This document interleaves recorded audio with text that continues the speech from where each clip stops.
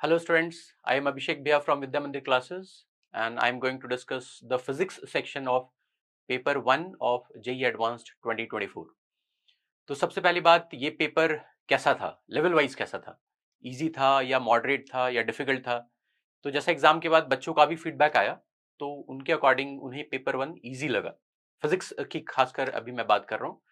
तो मेरा भी टेक यही है कि ये पेपर इजी था। इजी मैं इसलिए बोल रहा हूँ बिकॉज में मोस्ट ऑफ द क्वेश्चंस जो थे वो स्टैंडर्ड तरह के क्वेश्चन थे। स्टैंडर्ड से आई मीन कि आपने इस तरह के क्वेश्चंस अपने प्रिपरेशन में किए होंगे अगर आप एक सीरियसली आपने तैयारी की थी जेईई एडवांस की। तो questions out of the box thinking वाले क्वेश्चंस नहीं थे।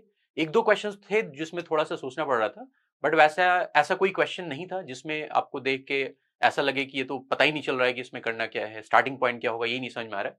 तो ऐसे क्वेश्चंस इस पेपर में नहीं थे। तो मेरे अकॉर्डिंग ये पेपर काफी हाई स्कोरिंग होगा। जिन बच्चों ने भी सीरियसली प्रिपरेशन की है वो काफी अच्छा करके आए होंगे फिजिक्स वाले पेपर 1 में। ओके, तो let us start the discussion. तो first question is from unit and dimension. तो इसमें हमें बोल रखा है कि एक डायमेंशनलेस क्वांटिटी हमने कंस्ट्रक्ट किया है in terms of some given physical quantities, और फिर हमें इस डायमेंशनलेस क्वांटिटी को हमने इसके पावर के फॉर्म में लिखा है। और फिर हमें बोल रहा है कि एन अगर एक नॉन जीरो इंटीजर है तो अल्फा बीटा गामा डेल्टा की वैल्यूज हमें एन के टर्म्स में बतानी है। तो इसमें सबसे पहला स्टेप तो ये होगा कि ये जो भी गिवन क्वांटिटीज हैं इन सब के हम डायमेंशंस लिख लेते हैं। तो पहले स्टार्ट करते हैं इलेक्ट्रॉनिक चार्ज। तो इलेक्ट्रॉनिक चार्ज, तो चार्ज का डायमेंशन क्या होता है? तो चार्ज होता है करंट इनटू टाइम। तो चार्ज का डायमेंशन हम लिख सकते हैं, करंट का डायमेंशन हम ए बोलते हैं, तो ए इनटू टी। चार्ज का डायमेंशन ये हो गया। एप्सिलॉन नॉट का डायमेंशन क्या होगा? तो एप्सिलॉन नॉट का डायमेंशन अगर याद नहीं है तो उसको हम निकाल भी सकते हैं। तो निकालने के लिए हम कूलम्ब्स लॉ का यूज कर लेते हैं कि कूलम्ब्स लॉ में हमारे पास फोर्स होता है 1/4 पाई एप्सिलॉन नॉट और into Q1 Q2 by R square. तो यहां से अगर एप्सिलॉन नॉट देखेंगे तो एप्सिलॉन नॉट इधर ले जाएंगे और एफ वाला टर्म इधर ले जाएंगे, तो वहां से हम डायमेंशन एप्सिलॉन नॉट का निकाल सकते हैं। तो यहां मैं लिख लेता हूं कि एप्सिलॉन नॉट का डायमेंशन विल बी, ऊपर में हमारे पास चार्ज दो बार है तो फिर जो हमने चार्ज का ऊपर डायमेंशन लिखा है उसी का दो लेना पड़ेगा पावर। तो ए स्क्वायर टी स्क्वायर ये हो जाएगा क्यू स्क्वायर का डायमेंशन। और फिर नीचे में हमारे पास फोर्स है और आर स्क्वायर है। तो मैं नीचे अगर कर रहा हूं तो नीचे में फोर्स हो जाएगा M L T minus two, ये फोर्स होता है मास इनटू एक्सेलरेशन। और फिर आर स्क्वायर और है, तो आर स्क्वायर और है तो मैं यहाँ पे एल स्क्वायर और कर देता हूँ। तो ये सब मिलके हमें एप्सिलॉन नॉट का डायमेंशन मिल जाएगा। तो ये क्या आ रहा है देख लेते हैं, ये आ रहा है m का पावर -1, l नीचे 3 है तो ऊपर में आ जाएगा l का पावर -3। ओके, फिर हमारे पास a स्क्वायर ऊपर में है तो उसको मैं ऊपर रखता हूं। t में पावर 2 पर है और नीचे -2 है तो इट विल बिकम t का पावर 4 और इंटू a स्क्वायर। तो ये हमें एप्सिलॉन नॉट के डायमेंशंस मिल गए। अगर एप्सिलॉन नॉट का डायमेंशन हमें याद है तो हम डायरेक्टली भी यूज कर सकते हैं, बट अगर याद नहीं है तो ऐसे हम निकाल सकते हैं। ओके, फिर यहां से हम और आगे बढ़े तो प्लैंक्स कांस्टेंट। तो प्लैंक्स कांस्टेंट भी अगर हमें नहीं याद है तो मैं उसके लिए ये यूज कर लेता हूँ E equal to H C by lambda. तो प्लैंक्स कांस्टेंट का डायमेंशन निकालने के लिए एनर्जी का डायमेंशन इनटू लैम्डा का डायमेंशन अपॉन सी कर दूंगा। तो यहाँ पे हमें प्लैंक्स कांस्टेंट का डायमेंशन मिल जाएगा। एनर्जी का डायमेंशन होता है m L square T -2, force into displacement, और लैम्डा कर रहा हूं तो लैम्डा का डायमेंशन हो जाएगा l, और अपॉन सी कर रहा हूं तो सी का हो जाएगा एल टी -1। तो ये हमें मिल जाएगा m, l हमें एल स्क्वायर मिल रहा है और t -1। तो ये हमारा डायमेंशन हो गया h का। ओके, फिर हमें स्पीड ऑफ लाइट। तो स्पीड ऑफ लाइट तो हमें पता ही होता है, तो स्पीड ऑफ लाइट तो स्पीड का डायमेंशन है, तो ये हो जाएगा हमारा L T -2, sorry L T -1। तो अब अगर हम पावर्स देख लें तो पावर्स में सबके पावर अगर रेज करें तो हमें कुछ ऐसा मिलना चाहिए, और सबका ये जो पावर वाला मिलना चाहिए that should be a dimensionless number. तो अगर हमने पावर रेज किया तो ये आ गया ए टी का पावर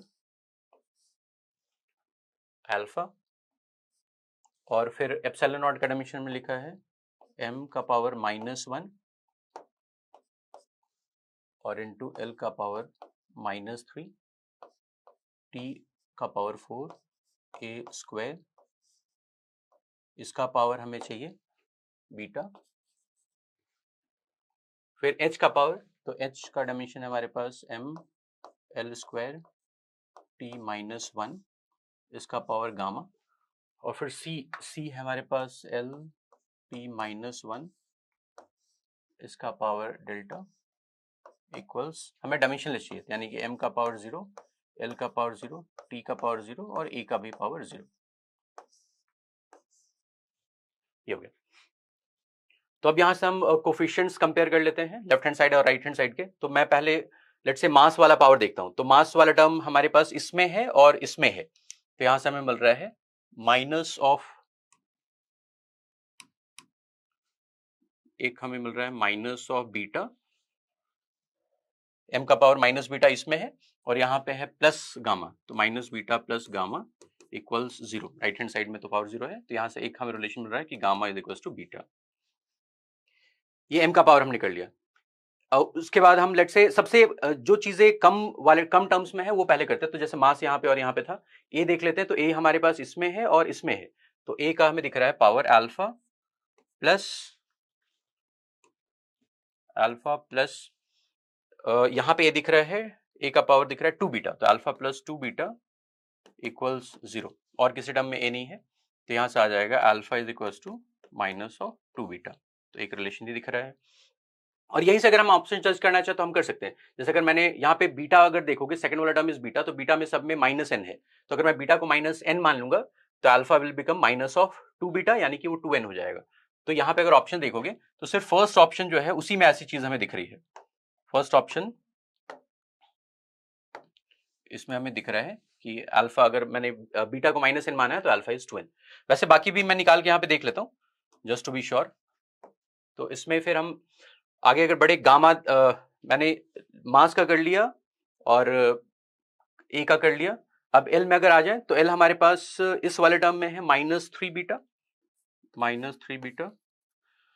अगले टर्म में यहाँ पे है प्लस 2 गामा, और फिर अगले टर्म में एल है प्लस डेल्टा इक्वल 0। तो यहां से हम डेल्टा निकाल सकते हैं। तो माइनस 3 बीटा, तो मैं इसको बीटा ही छोड़ देता हूं। 2 गामा, तो गामा बीटा के बराबर था तो इसको 2 बीटा कर देता हूं, और प्लस डेल्टा इक्वल 0। तो यहां से डेल्टा की वैल्यू आ रही है बीटा, और डेल्टा बीटा है तो वहां पे माइनस है, तो ये ऑप्शन में ये भी ठीक दिख रहा है। बाकी फिर मैं अब और कौन सा बच गया, आई थिंक हम सब पे पहुंच ही गए। बीटा आ गया, बीटा तो हमने माइनस एन माना था, अल्फा आ गया माइनस 2 बीटा यानी कि 2n आ गया, गामा हमारे पास बीटा था तो दैट इज माइनस एन, और डेल्टा भी हमारे पास बीटा आ गया तो that is also minus N. तो ये हमारा सही हो गया। बाकी अगर हम पावर देखें तो बच गया कौन सा, हमने m का कर लिया था, a का कर लिया था, l का कर लिया था, तो t का बच गया। तो t में अगर देखें तो t के पावर अल्फा यहाँ पे दिख रहा है, तो वो भी एक बार वेरीफाई कर लेते हैं कि t का पावर अल्फा यहाँ से दिख रहा है, यहाँ पे 4 बीटा दिख रहा है, तो प्लस 4 बीटा, यहाँ पे हमें दिख रहा है माइनस गामा, तो माइनस गामा, और यहाँ पे दिख रहा है माइनस डेल्टा। तो ये एक बार चेक कर लेते हैं कि ये 0 आ रहा है क्या, ये 0 आना चाहिए। तो यहाँ पे हमें गामा बीटा के बराबर है, डेल्टा भी बीटा के बराबर है, तो ये सारी चीजें मिलकर 2 बीटा बन जाएगी। 4 beta minus gamma minus delta will become 2 beta, और यहाँ पे alpha was minus of 2 beta, तो ये भी सेटिस्फाई हो रहा है, तो यानी कि हमारा ये ऑप्शन इसमें करेक्ट हो गया। ओके, तो ये डायमेंशनल एनालिसिस का एक सिंपल सा ही क्वेश्चन था, इसको हमें कर लेना चाहिए था एग्जाम में। नेक्स्ट फिर हम इस क्वेश्चन में देखते हैं। तो ये क्वेश्चन थोड़ा अच्छा है, इसमें थोड़ी विजुलाइजेशन रिक्वायर्ड होगी। तो इससे बोल रहा है इनफाइनेटली लॉन्ग वायर है located on the z axis, carries a current I along the plus z direction and produces a magnetic field B, और मैग्नीट्यूड ऑफ लाइन इंटीग्रल हमें बताना है along a straight line from this point। 2 points given है, तो हमें हम view बना लेते हैं। इसमें जो पॉइंट्स है वो दोनों ही पॉइंट्स की कोऑर्डिनेट्स x और y सिर्फ है, z नहीं है, तो हम xy प्लेन वाला व्यू बनाते हैं। तो xy प्लेन वाला व्यू मैं इधर बना रहा हूं। तो ये हमारा लेट्स से ये हमारा x एक्सिस हो गया, this becomes our y axis. तो ये वाला पॉइंट -√3a, a, तो ये कहीं इधर पॉइंट होगा, तो ये हमारा -√3a, a, ये हमारा पॉइंट, इसको मान लो मैं a पॉइंट बोल देता हूँ। और फिर दूसरा पॉइंट है a, और z कोऑर्डिनेट तो 0 ही है, और तो दूसरा पॉइंट यहाँ पे हो जाएगा, इसको मैं b बोल देता हूँ, इसके कोऑर्डिनेट्स है a, z कोऑर्डिनेट मैं नहीं लिख रहा हूँ बिकॉज हमने यहाँ पे जो व्यू बनाया है वो xy व्यू है, z कोऑर्डिनेट तो दोनों का 0 ही है। तो ये 2 पॉइंट्स हैं, और हमारे पास जो वायर है वो लोकेटेड है ऑन द जेड एक्सिस और करंट जा रहा है पॉजिटिव जेड में। तो मैं उस वायर को यहाँ पे अगर दिखा लूं तो पॉजिटिव जेड में जा रहा है, तो इसको मैं डॉट की तरह दिखा रहा हूँ। यहाँ पे हमारे पास करंट कैरिंग वायर है आई, और इस करंट कैरिंग वायर की जो मैग्नेटिक फील्ड होगी, उस मैग्नेटिक फील्ड का हमें लाइन इंटीग्रल बताना है ए से बी तक, यानी कि यहां से यहां तक हमारे पास एक पाथ है, इस पाथ में हमें ये इंटीग्रल बताना है। और हम अगर ए टू बी जा रहे हैं तो लाइन इंटीग्रल बनाने के लिए हमें एरो भी बताना चाहिए, तो हम इस एरो में जा इस डायरेक्शन में जा रहे हैं। तो ये करने का तरीका क्या होगा? तो ऐसे केसेस में सबसे सिंपलेस्ट तरीका होता है कि तुम एक एम्पियर्स लॉ लगाने की कोशिश करो। तो उसके लिए एम्पियर्स लॉ लगाने के लिए वी नीड अ लूप। तो इसमें हम क्या कर सकते हैं कि मैंने ए पॉइंट को कनेक्ट कर दिया अगर ऑरिजिन के साथ, सिमिलरली बी पॉइंट को कनेक्ट कर दिया ऑरिजिन के साथ, डॉटेड लाइन से कनेक्ट कर लेते हैं, यानी कि अभी मैं बस अपनी तरफ से एक लूप क्लोज करने की कोशिश कर रहा हूं और ये ऑरिजिन है। तो फिर हमारा ओ ए बी ये क्लोज लूप बन गया, और इस क्लोज लूप में फिर हम एम्पियर्स लॉ लगा सकते हैं। तो वो एम्पियर्स लॉ लगाने के लिए पहले मुझे इस क्लोज लूप में जो मैं ये लगाने की कोशिश करूंगा कि close integral of B dot DL, close integral लगा रहा हूं बिकॉज ये क्लोज लूप की बात कर रहा हूं। तो इसमें फिर हमें 3 टर्म्स मिलेंगे। ये लूप अगर मैं लिया तो ओ से लेके ए तक, ए से बी तक और बी से ओ तक, तो इसमें 3 इंटीग्रल्स का समीशन हो जाएगा। तो पहला स्टेप हो जाएगा इसमें B dot dl from O to A, फिर नेक्स्ट टर्म आ जाएगा B dot dl from A to B, और नेक्स्ट टर्म आ जाएगा फिर B dot dl from B to O. अब हमने ऐसा क्लोज लूप बनाया था ऑरिजिन से ज्वाइन करते हुए। इसका फायदा क्या है? फायदा ये है कि अगर मैं ओ से ए तक देखूंगा तो इस वायर की फील्ड लाइंस, इन्फिनिट वायर की फील्ड लाइंस कैसी होती हैं? वो सर्कुलर लाइंस होती हैं। तो यहां पे अगर मैं फील्ड लाइंस ड्रॉ करूं, तो मैं एक डिफरेंट कलर यूज कर लेता हूं। तो इसकी फील्ड लाइन अगर मैं ड्रॉ करूंगा तो ये ऐसी फील्ड लाइन होगी कुछ। तो इस फील्ड लाइन में अगर मैं इस ओ से लेके ए तक पाथ देखूंगा तो किसी भी जगह पे जो फील्ड लाइन होगी वो जो डीएल वेक्टर होगा, कि मैं बी डॉट डीएल निकालने के लिए डीएल वेक्टर असाइन कर रहा हूं, तो डीएल वेक्टर तो इसका कुछ इस डायरेक्शन में होगा। उसके लिए मैं व्हाइट कलर ही यूज कर लेता हूं। तो लेट्स से डीएल वेक्टर यहाँ पे इस डायरेक्शन में होगा, और फिर मैग्नेटिक फील्ड तो टेंजेंशियल होगा, सर्कुलर लूप के फॉर्म में मैग्नेटिक फील्ड लाइंस होंगी, तो 90 डिग्री होगा। तो ये वाला जो इंटीग्रल है दिस विल बिकम 0, ये वाला इंटीग्रल 0 हो जाएगा। सिमिलरली जब मैं बी से ओ तक जाऊंगा तो यहाँ पे भी वही होगा कि यहाँ पे डीएल अगर देखूंगा तो यहाँ पे डीएल इस डायरेक्शन में होगा, और अगेन मैग्नेटिक फील्ड उसके 90 डिग्री पे होगा, तो ये वाला इंटीग्रल भी 0 हो जाएगा। तो अल्टीमेटली जो हमें ये क्लोज लूप में बी डॉट डीएल की वैल्यू मिल रही है वो सिर्फ वही वैल्यू है जो हमें चाहिए, कि ए से बी तक हमें जो इंटीग्रल चाहिए वही आ रहा है। ओके, ये बात समझ में आ रही है? अब इसके बाद हम ये कर सकते हैं कि करंट इंक्लोज निकाल लेते हैं, करंट इंक्लोज, क्योंकि हमें me not into I enclose से इक्वेट करना है। तो अगर मैं करंट इंक्लोज निकाल रहा हूं आई इंक्लोज, तो आई इंक्लोज निकालने का तरीका क्या होगा? तो उसमें ये इस लूप के वर्टेक्स पे लाई कर रहा है, ये वाला जो वायर है ये इस लूप के वर्टेक्स पे लाई कर रहा है। तो कभी भी ऐसे वायर अगर वर्टेक्स पे लाई करता है तो हम पूरे वायर के करंट को उस लूप के अंदर इंक्लोज नहीं मान सकते। तो उसके लिए हमें क्या करना पड़ेगा? हमें एंगल निकालना पड़ेगा। तो इसके लिए मैं यहाँ पे सिचुएशन देख रहा हूं। तो लेट्स से मैं इस एंगल को कुछ बोल देता हूं θ1, और इस एंगल को बोल देता हूं θ2। तो ये दोनों एंगल्स तो हमें डायरेक्टली दिख जाएंगे। मान लो अगर मैं ये वाला ट्रायंगल का यूज करूंगा तो फिर tan θ1 निकालूंगा तो that will be this length is √3a and this length is a। Okay, तो यहाँ पे θ1 दिख रहा है, tan θ1 will be √3a by a, यानी कि θ1 हो जाएगा 60 डिग्री। √3 tan θ1 आ जाएगा √3, तो θ1 विल 60 डिग्री। और θ2 अगर देखेंगे तो ये तो 45 डिग्री दिख रहा है। θ2 देखने के लिए मैं इस ट्रायंगल का यूज कर लूंगा, ये वाला ट्रायंगल। तो इस ट्रायंगल में this length is also a, this length is also a, तो tan θ1 मिल जाएगा, तो θ2 विल बी 45 डिग्री। तो फिर आई इंक्लोज निकालने के लिए हम ये करेंगे, टोटल जो हमारे पास करंट था आई, वो इस प्लेन के थ्रू जब वो करंट पास कर रहा था तो इस पॉइंट पे वो 2 पाई एंगल में डिस्ट्रीब्यूटेड था। तो फिर आई इंक्लोज निकालने का तरीका ऐसे केसेस में हो जाता है। तो करंट आई जो था वो 2 पाई एंगल में डिस्ट्रीब्यूटेड था, और इनटू फिर हमारे पास जो एंगल्स यहां पे आए हैं, तो θ1 को अगर मैं पाई के टर्म्स में लिखूंगा तो π/3 बन जाएगा, और प्लस π/4 ये आ जाएगा। तो ये आ जाएगा I/2 पाई, और इनटू π/3 प्लस π/4 विल बिकम 12। अगर हमने एलसीएम ले लिया तो ये आ जाएगा 7π/12, 7π/12। तो आई इंक्लोज फिर ये पाई कैंसल आउट हो जाएगा and will get I enclose as 7I/24। तो फिर अब मैं एम्पियर्स लॉ लगा रहा हूं कि हमने जो क्लोज लूप लिया था उसमें बी डॉट डीएल की value this becomes mu not into I enclosed. अच्छा, अगर हमें ये इंटीग्रल चाहिए था from this point two this point, तो हमें ये एरो हमने ऐसा दिया है और करंट ज्यादा था पॉजिटिव जेड में, तो positive Z is out of the plane. तो अगर हम करंट को साइन के साथ लिखना चाहे, वैसे तो यहाँ पे सिर्फ हमें मैग्नीट्यूड्स की वैल्यू ही पूछी गई है, मैग्नीट्यूड ऑफ लाइन इंटीग्रल पूछा गया है, बट अगर मैं साइन के साथ डालूं तो चूंकि हमारा जो लूप है उस लूप में हमने क्लॉकवाइज डायरेक्शन असाइन किया है और ये करंट बाहर की तरफ आ रहा है, तो इस करंट को फिर हम अगर क्लॉकवाइज डायरेक्शन असाइन कर रहे हैं तो अंदर की तरफ वाले करंट को हम पॉजिटिव लेते हैं, तो ये करंट बाहर आ रहा है तो हमें नेगेटिव लेना चाहिए। तो मैं इसलिए अगर साइन के साथ लिखना चाहूँ तो ये बन जाएगा mu not into I enclose लिखूंगा माइनस ऑफ 7i अपॉन 24, ये बन जाएगा। और ये जो B dot DL close loop में था वो सिर्फ ए से बी तक ही आया है, तो हमें यही वाली चीज पता करनी थी, तो ये वाली चीज फिर हमें यहां से मिल गई।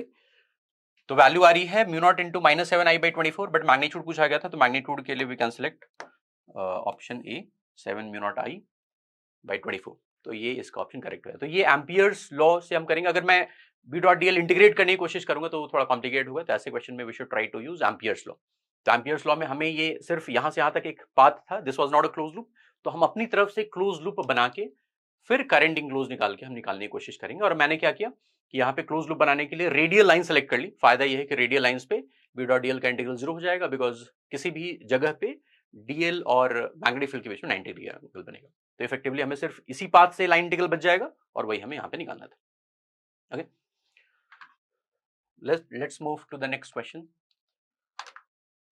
ये क्वेश्चन देखिए, तो ये क्वेश्चन में एसएचएम और इलेक्ट्रोस्टैटिक्स का थोड़ा सा मिक्स्ड क्वेश्चन है, तो इसमें हम डायग्राम बना लेते हैं। तो बोला 2 beads each with charge q and mass m are on a horizontal frictionless non-conducting circular loop of radius r. So let us draw the loop. तो हमारे पास एक सर्कुलर लूप ये है और हॉरिजॉन्टल है ये, यानी कि कुछ ग्रेविटेशनल फोर्स का भी हमें रोल नहीं लेना है। एक बीड को हमने ग्लू कर दिया है to the hoop at some point, यहाँ पे हमने बीड को ग्लू कर दिया है, यानी कि ये फिक्स्ड है। दिस इज ग्लूड का मतलब ये फिक्स्ड है। While the other one performs a small oscillations about its equilibrium position along the hoop. तो वो equilibrium position होगा क्या? तो अगर वो सर्कुलर पाथ में मूव करने के लिए फ्री है तो इक्विलिब्रियम पोजीशन वो होगा जहां पे वो सर्कुलर पाथ में मूव करने के लिए जो टॉर्क चाहिए वो 0 हो जाए, क्योंकि सर्कुलर पाथ में मूव कर रहा है तो it is an example of angular SHM. तो एंगुलर एसएचएम में मीन पोजीशन वो होगा जहां पे टॉर्क 0 होगा। तो वो हम विजुलाइज कर सकते हैं कि अगर ये डायमेट्रिकली अपोजिट इसके रहेगा कि बीड अगर यहां पे रहेगा तो that is the equilibrium position, because जब ये यहां पे रहेगा, जब ये बीड यहां पे होगा तो इस पे फिर फोर्स इस डायरेक्शन में लग रहा होगा और इस फोर्स का फिर कोई टॉर्क नहीं आएगा अबाउट द सेंटर, तो फिर ये हमारा इक्विलिब्रियम पोजीशन हो गया। बट हमें टाइम पीरियड निकालना है, मतलब फ्रीक्वेंसी ऑफ स्मॉल ऑसिलेशन निकालना है, एंगुलर फ्रीक्वेंसी, तो उसके लिए हम इस इक्विलिब्रियम पोजीशन से डिस्प्लेस करेंगे। तो इसलिए मैं इस यहाँ इक्विलिब्रियम पोजीशन से डिस्प्लेस कर रहा हूँ और वो डिस्प्लेसमेंट एंगुलर एसएचएम में हम थीटा के टर्म से ले लेते हैं। तो लेट्स से हमने यहाँ पे ले लिया, कि लेट्स से वो यहाँ पे है, यहाँ पे, और ये एंगल हम थीटा ले रहे हैं कि वो अपने इक्विलिब्रियम पोजीशन से थीटा एंगल डिस्प्लेस्ड है। तो इस पे जो इलेक्ट्रिक फोर्स लगेगा वो कुछ इस लाइन के अलॉन्ग लगेगा, इस लाइन के अलॉन्ग इधर इलेक्ट्रिक फोर्स लगेगा। ओके, और ये फोर्स इस रेडियल डायरेक्शन के साथ कितना एंगल बना रहा होगा? तो ये बनाने के लिए अगर ये थीटा है तो यहाँ पे ये दोनों एंगल्स बराबर हैं, क्योंकि जो ट्रायंगल बन रहा है दैट इज आइसोसेलेस ट्रायंगल, और ये थीटा एक्सटीरियर एंगल हो गया, तो ये दोनों एंगल्स θ/2 हो जाएंगे। ये एंगल विल बी θ/2, ये एंगल विल आल्सो बी θ/2। तो ये बाहर वाला angle will also B vertically opposite angle हो गया, ये वाला angle and this angle is vertically opposite angle, तो ये एंगल भी θ/2 आ गया। ओके, और इस पे और कौन सा फोर्स लग रहा होगा? तो यहाँ पे ग्रेविटी की तो बात नहीं हो रही, वैसे हॉरिजॉन्टल प्लेन है तो ग्रेविटेशनल फोर्स तो वर्टिकल में लगेगा। तो यहाँ पे जो भी टॉर्क आएगा वो टेंशियल डायरेक्शन में आएगा, टेंशियल डायरेक्शन में यहाँ पे इस फोर्स का एक कॉम्पोनेंट आएगा। नॉर्मल रिएक्शन जो बीड पे लग रहा होगा बिकॉज ऑफ द फ्रेम, तो वो तो सेंटर से ही पास करेगा, तो उसका तो टॉर्क आएगा नहीं। तो इस फोर्स का जो टेंशियल कॉम्पोनेंट होगा, इस फोर्स का जो टेंशियल कॉम्पोनेंट होगा, ये कॉम्पोनेंट इस कॉम्पोनेंट का टॉर्क है, और ये कॉम्पोनेंट होगा कितना? This component will become F sine θ/2। अगर ये एंगल θ/2 है तो एफ साइन θ/2 ये आ जाएगा। और इस फोर्स का फिर टेंशियल जो फोर्स है इसका टॉर्क आएगा अबाउट द सेंटर, और वो रिस्टोरिंग टॉर्क को यूज करके हम एसएचएम वाला कंडीशन तक पहुंच सकते हैं। तो इससे पहले ये फोर्स का एक्सप्रेशन बना देते हैं। तो फोर्स का एक्सप्रेशन क्या होगा? तो फोर्स ये इन दोनों चार्जेस के बीच का फोर्स है, तो ये फोर्स का एक्सप्रेशन हो जाएगा F is equal to 1/4 pi epsilon not, Q1 Q2 will become Q square और अपॉन आर, इनके दोनों के बीच का सेपरेशन क्या है? तो यहां पे ये रेडियस आर है, तो मैंने अगर इसे एक परपेंडिकुलर ड्रॉप कर दिया, सो दिस लेंथ यहां से यहां तक वाला length will become R cos theta by 2, ये length R cos theta by 2 हो जाएगा, और उसका डबल लेंथ है इनके बीच का सेपरेशन, तो बन जाएगा 2r cos थीटा बाई 2, इसका फिर स्क्वायर आएगा, तो ये हमारा फोर्स हो गया 1/4 pi epsilon not Q1 Q2 by r square, ये फोर्स आ गया। और फिर हमें टॉर्क चाहिए, तो रीस्टोरिंग टॉर्क होगा तो मैं एक माइनस लगा दूंगा, तो टॉर्क हो जाएगा minus of f sin theta by 2, force के इस कंपोनेंट का टॉर्क है जो cos थीटा बाई 2 है, उस वाला line of action of that component is passing through the center, तो उसका कोई टॉर्क नहीं आएगा, और इनटू r, तो ये टॉर्क आ गया, माइनस साइन से लगा बिकॉज ये रीस्टोरिंग टॉर्क है। तो इसमें अब टॉर्क की जगह हम डाल देते हैं mr मोमेंट ऑफ इनर्शिया, तो ये पार्टिकल है, पार्टिकल का सेंटर के about moment of inertia mr square हो जाएगा, तो ये आ जाएगा m into R square into alpha is equal to minus of f में ये पूरा एक्सप्रेशन डाल रहा हूं, तो ये आ जाएगा q square upon 4 pi epsilon not, और इसका स्क्वायर करूंगा तो ये आ रहा है 4r square cos square theta by 2, और एक साइन थीटा बाई 2 ऊपर है, और इंटू आर, ये बन रहा है। ओके, अब इसको बोल रहा है स्मॉल ऑसिलेशंस, तो स्मॉल ऑसिलेशंस का यूज क्या कर सकते हैं? स्मॉल ऑसिलेशंस का मतलब ये होगा कि थीटा की वैल्यू छोटी होगी, और तो अगर थीटा की वैल्यू छोटी होगी तो ये थीटा बाई 2 की वैल्यू भी छोटी होगी, तो फिर हम ये अप्रोक्सीमेशन लगाएंगे कि अगर थीटा बाई 2 छोटा है तो साइन थीटा बाई 2 को हम थीटा बाई 2 लिख देंगे, और कॉस थीटा बाई 2 को हम 1 बोल देंगे। तो मैं ये अप्रोक्सीमेशन लगा रहा हूं, ये लिख रहा हूं कि अगर थीटा बाई 2 छोटा है तो मैं क्या करूंगा, साइन थीटा बाई 2 को थीटा बाई 2 लिखूंगा, और कॉस थीटा बाई 2 को इसको 1 लिख दूंगा। तो फिर ये करके मैं यहां से अगर देखूं तो ये लेफ्ट हैंड साइड में mr स्क्वायर इंटू अल्फा है, राइट हैंड साइड में अब देखते हैं क्या क्या बच गया, तो ये q स्क्वायर है, नीचे में क्या बच रहा है, तो ये cos स्क्वायर थीटा बाई 2 ये तो 1 हो गया, और ये 4 4 16 आ रहा है, तो ये आ रहा है 16 पाई एप्सिलॉन नॉट और इंटू आर स्क्वायर, एक नीचे आर स्क्वायर है एक ऊपर आर था, तो एक आर कैंसिल आउट हो गया, तो एक आर बच गया नीचे, और ऊपर में साइन थीटा बाई 2 को हम थीटा बाई 2 लिख चुके हैं, तो ये आ जाएगा। ओके, तो फिर यहां से हम उस फॉर्म में पहुंचने की कोशिश कर रहे हैं, हमें हमारा टारगेट है कि alpha is equals to minus of omega square, alpha equals to minus of omega square into theta, इस फॉर्म तक पहुंचना है। तो यहाँ पे हमें इधर अल्फा दिख रहा है, इधर थीटा दिख रहा है, तो देख लेते हैं कि ओमेगा स्क्वायर की वैल्यू क्या दिखेगी। तो इस थीटा को छोड़ के बाकी जो सारा इधर वाला टर्म है उसको फिर हम mr स्क्वायर से डिवाइड करेंगे, तो that will become our omega square. तो ये मैं इधर लिख दे रहा हूं, तो ओमेगा स्क्वायर की वैल्यू ये कितनी आ रही है, तो थीटा को छोड़ रहा हूं, तो यहाँ पे 16 था, यहाँ पे 2 है, तो 32 आ गया, तो ये आ गया q square upon 32 pi epsilon not. अच्छा, एक r इधर है और mr स्क्वायर नीचे आएगा, तो r क्यूब आ जाएगा और एक m आ जाएगा। तो ये वाला आप देखो कि ओमेगा स्क्वायर एंगुलर फ्रीक्वेंसी ये बताना था हमें, स्क्वायर ऑफ एंगुलर फ्रीक्वेंसी बताना है, ओमेगा स्क्वायर ही बताना था, तो उसकी वैल्यू क्या दिख रही है, q square upon 32 pi epsilon not r cube into m, तो ये बी ऑप्शन में दिख रहा है, तो B option will be our correct option. तो इसमें ये भी क्वेश्चन ज्यादा मुश्किल नहीं था, इलेक्ट्रोस्टैटिक्स में एसएचएम वाले जो क्वेश्चंस बनते हैं उसी के तरीके का क्वेश्चन था, एंगुलर एसएचएम था, तो हमें रिस्टोरिंग टॉर्क देखना था। ये अगेन एक एसएचएम का क्वेश्चन है, तो ये एसएचएम लीनियर एसएचएम है बिकॉज फोर्स की बात हो रही है, तो यहाँ पे फोर्स ऐसा लग रहा है F is equal to minus of 20 x plus 10, तो मैं इसमें ये कर रहा हूँ कि माइनस ऑफ 20 बाहर निकाल रहा हूँ, तो ये x माइनस 0.5 आ जाएगा। तो ये शिफ्टेड एसएचएम जैसा क्वेश्चन बन गया जिसमें मीन पोजीशन शिफ्टेड है, तो ये हमें दिख रहा है कि मीन पोजीशन जो है that is x equal to 0.5, ये हमारा मीन पोजीशन आ गया, मीन पोजीशन।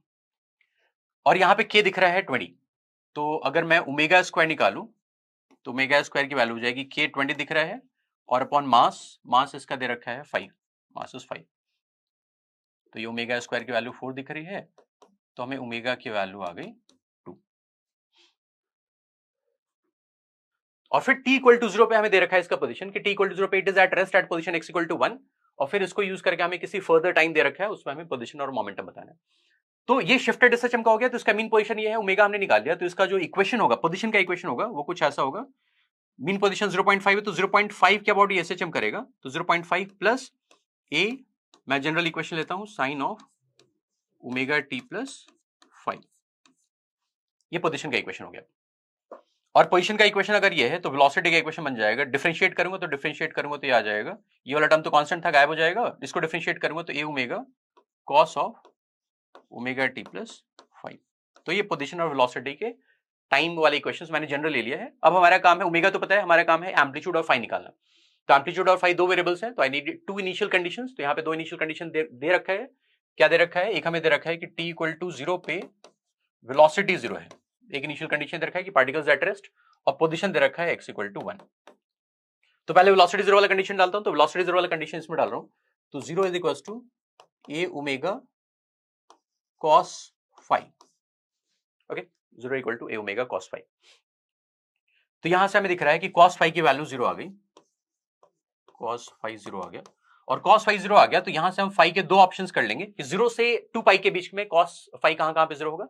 तो एक होगा 90 डिग्री पे, तो phi is equal to 90 degree का मतलब है पाई बाई 2, और एक होगा phi equal to 3 pi by 2। ये दोनों ऑप्शंस हम कंसीडर करना पड़ेगा।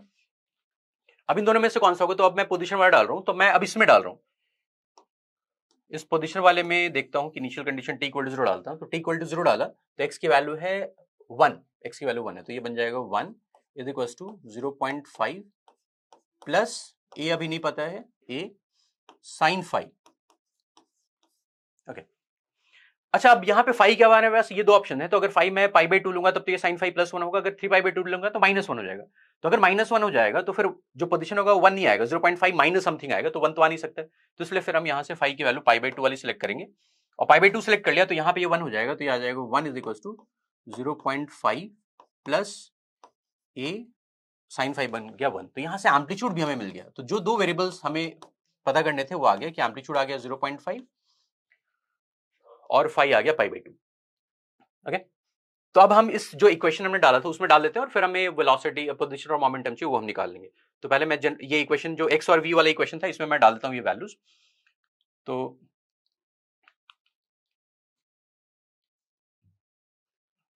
x हमने इक्वेशन ये बना लिया कि x इक्वल्स टू 0.5 था, और हमारा एम्पलीट्यूड वाला टर्म हमने निकाल लिया कि that is 0.5, sine of omega हमारा 2 था, साइन 2t प्लस फाई हमने निकाल लिया कि वो पाई बाई 2 है। तो ये हमारा पोजीशन का आ गया, और वेलोसिटी ए ओमेगा था, तो ए हमारा है 0.5, ओमेगा है 2, A omega cos of omega T plus pi by 2। Basically इसी को डिफरेंशिएट कर दिया तो ए ओमेगा आ गया, और बाकी ये साइन का कॉस बन गया। तो ये अब इसमें हमें मोमेंट बोल रखा था एट, कौन सा मोमेंट था, तो इसमें था t equal to pi by 4, t equal to pi by 4। तो t equal to pi by 4 अगर हमने डाला तो t equal to pi by 4 पे फिर हमारा x की वैल्यू हो जाएगी 0.5 प्लस 0.5 साइन के अंदर, यहां पे आ जाएगा पाई बाई 4 अगर हम डाल रहे हैं तो 2t बन जाएगा पाई बाई 2, और एक पाई बाई 2 और है तो ये आ जाएगा साइन पाई आ जाएगा। ओके, हमने ये लिया था ना, हमने लिया था x equal to 0.5 plus a sine omega T plus phi की वैल्यू हमारे पास पाई बाई 2 आ चुकी है, तो यार 0.5 प्लस 0.5 साइन पाई, और साइन पाई 0 होता है तो ये वाला टर्म 0 हो जाएगा, तो ये बन जाएगा 0.5। तो पोजीशन आ गया 0.5।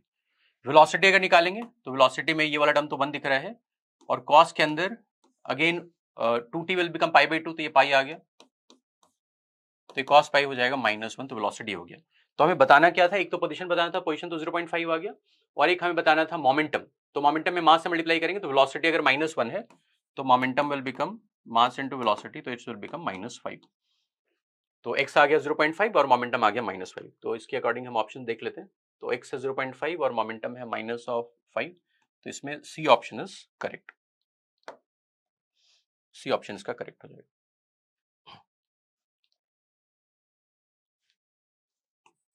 ये करेक्ट हो गया। ओके, तो ये एसएचएम का था, शिफ्टेड एसएचएम था, तो कुछ बच्चों को शिफ्टेड एसएचएम थोड़ा मुश्किल लगता है, बट अगर जिनको शिफ्टेड एसएचएम में भी क्लैरिटी है, बस मीन पोजीशन शिफ्ट हो गया, तो हमें जो भी इक्वेशन बनाना है वो मीन पोजीशन के अबाउट बनाना है। तो x इक्वल टू 0 के अबाउट नहीं बनाना है, x इक्वल टू 0.5 के अबाउट बनाना है, तो उनके लिए तो ये क्वेश्चन भी इजी बोलूंगा। चलो नेक्स्ट क्वेश्चन चलते हैं। नेक्स्ट क्वेश्चन, ये अगेन ये भी एक काफी स्टैंडर्ड क्वेश्चन होता है जिसमें हम कोई एक फोर्स दे देता है और फिर उसमें हमें बोर्ड का क्वांटाइजेशन यूज करना है। तो इसमें फोर्स दे रखा है माइनस ऑफ के आर। माइनस तो हमें बताता है कि वो सेंटर की तरफ लग रहा है, रेडियल इनवर्ड फोर्स है, तो हमें मैग्नीट्यूड लेना होता है के आर। और फिर एक इक्वेशन हम ये बनाते हैं कि फोर्स इक्वेशन बनाते हैं, तो के आर ये फोर्स का मैग्नीट्यूड हो गया equals M V square by R. एक इक्वेशन ये बनाते हैं, आर यहाँ पे स्मॉल आर हमें यूज करना है। और एक हम बनाते हैं क्वांटाइजेशन कंडीशन। अच्छा, यहाँ पे फोर्स और पोटेंशियल जी दोनों दे रखा है। वैसे सिर्फ पोटेंशियल जी भी देता तो हमारा काम हो जाता, बिकॉज पोटेंशियल जी अगर दे रखा होता है तो हम minus of D by D are करके निकालते थे। बट यहाँ पे फोर्स भी दे रखा है, पोटेंशियल जी भी दे रखा है, तो पोटेंशियल जी से भी वेरीफाई करोगे तो इसका minus of D by D R करोगे तो you will get to the same expression. तो ये अच्छी बात है, इन्होंने दोनों दे दिया, बट एक भी देते तो काम चल जाता। दूसरा क्वांटाइजेशन कंडीशन क्या होगा, तो सर्कुलर पाथ में मूव कर रहा है, तो सर्कुलर पाथ में एंगुलर मोमेंटम होता है M V R is equal to N H by two pi. अच्छा, इन्होंने ऑप्शंस जो है वो h बाई टू पाई को h बार बना दिया है, तो h बार के टर्म्स में है, तो मैं इसको भी h बार ही छोड़ रहा हूं, n इंटू एच बार। तो हमारे पास ये दो इक्वेशन आ गए। तो इन दोनों इक्वेशन से हम r और v दोनों को n के टर्म्स निकाल सकते हैं, तो काफी स्टैंडर्ड हम करते ही रहते हैं। तो इसमें निकालने के लिए मैं क्या कर रहा हूं कि लेट अस, मैं इन दोनों को यूज करके पहले मान लो मैं कोई एक को एलिमिनेट कर लेता हूं। तो मैं ये फर्स्ट इक्वेशन में एम वी स्क्वायर इक्वल्स के आर स्क्वायर, और आर स्क्वायर को मैं नीचे से उठा के डाल रहा हूं, तो के आर स्क्वायर, तो आर की जगह यहां से अगर डाल रहा हूं तो N H bar upon M V है, ये N into H bar upon M V, यार इसका स्क्वायर। तो मैंने फर्स्ट इक्वेशन में एम वी स्क्वायर लिखा, के आर स्क्वायर, आर को इधर भेजा, आर की वैल्यू यहां से उठा के डाल दी, तो यहां से अब वी स्क्वायर इधर आ जाएगा, तो वी स्क्वायर हमें दो बार मिल गया, तो इसको मैं वी का पावर 4 बोल रहा हूं। और राइट हैंड साइड में जो के था, तो एक के था, नीचे से नीचे एम चला गया, और यहाँ पे N into H bar upon mass तो अभी हमने अंदर ही छोड़ा हुआ है, इसका स्क्वायर था।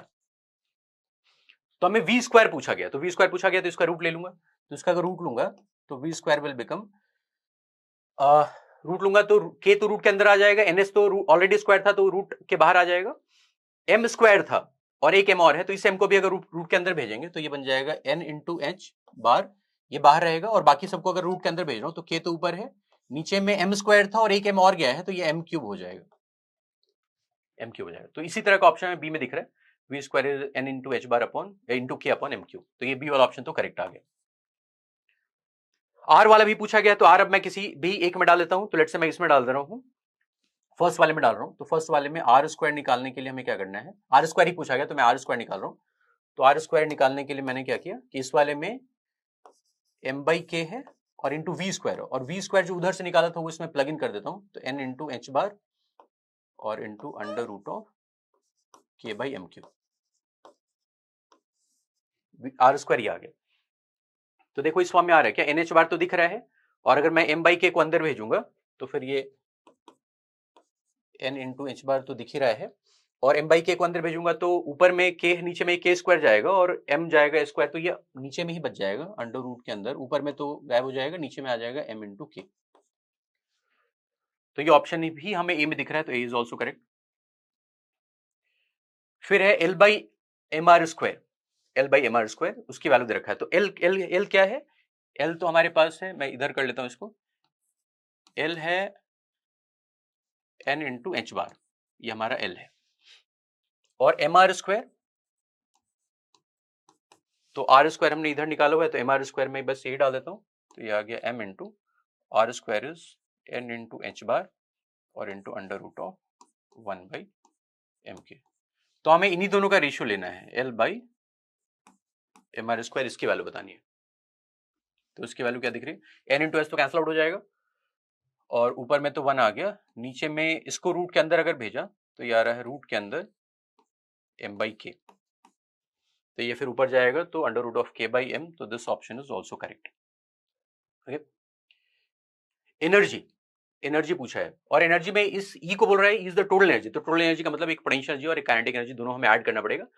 तो यहाँ पे पोटेंशियल एनर्जी तो क्या है, पोटेंशियल एनर्जी है, ऑलरेडी दे रखा है K R square by two, तो के बाई टू, और आर स्क्वायर जो इधर से निकाले वही डाल देता हूँ, तो N into H prime H bar और into under root of 1 by M K. तो के को अंदर भेजूंगा तो ये आ रहा है N into H bar upon 2, और के को अंदर भेजूंगा तो under root of K by M.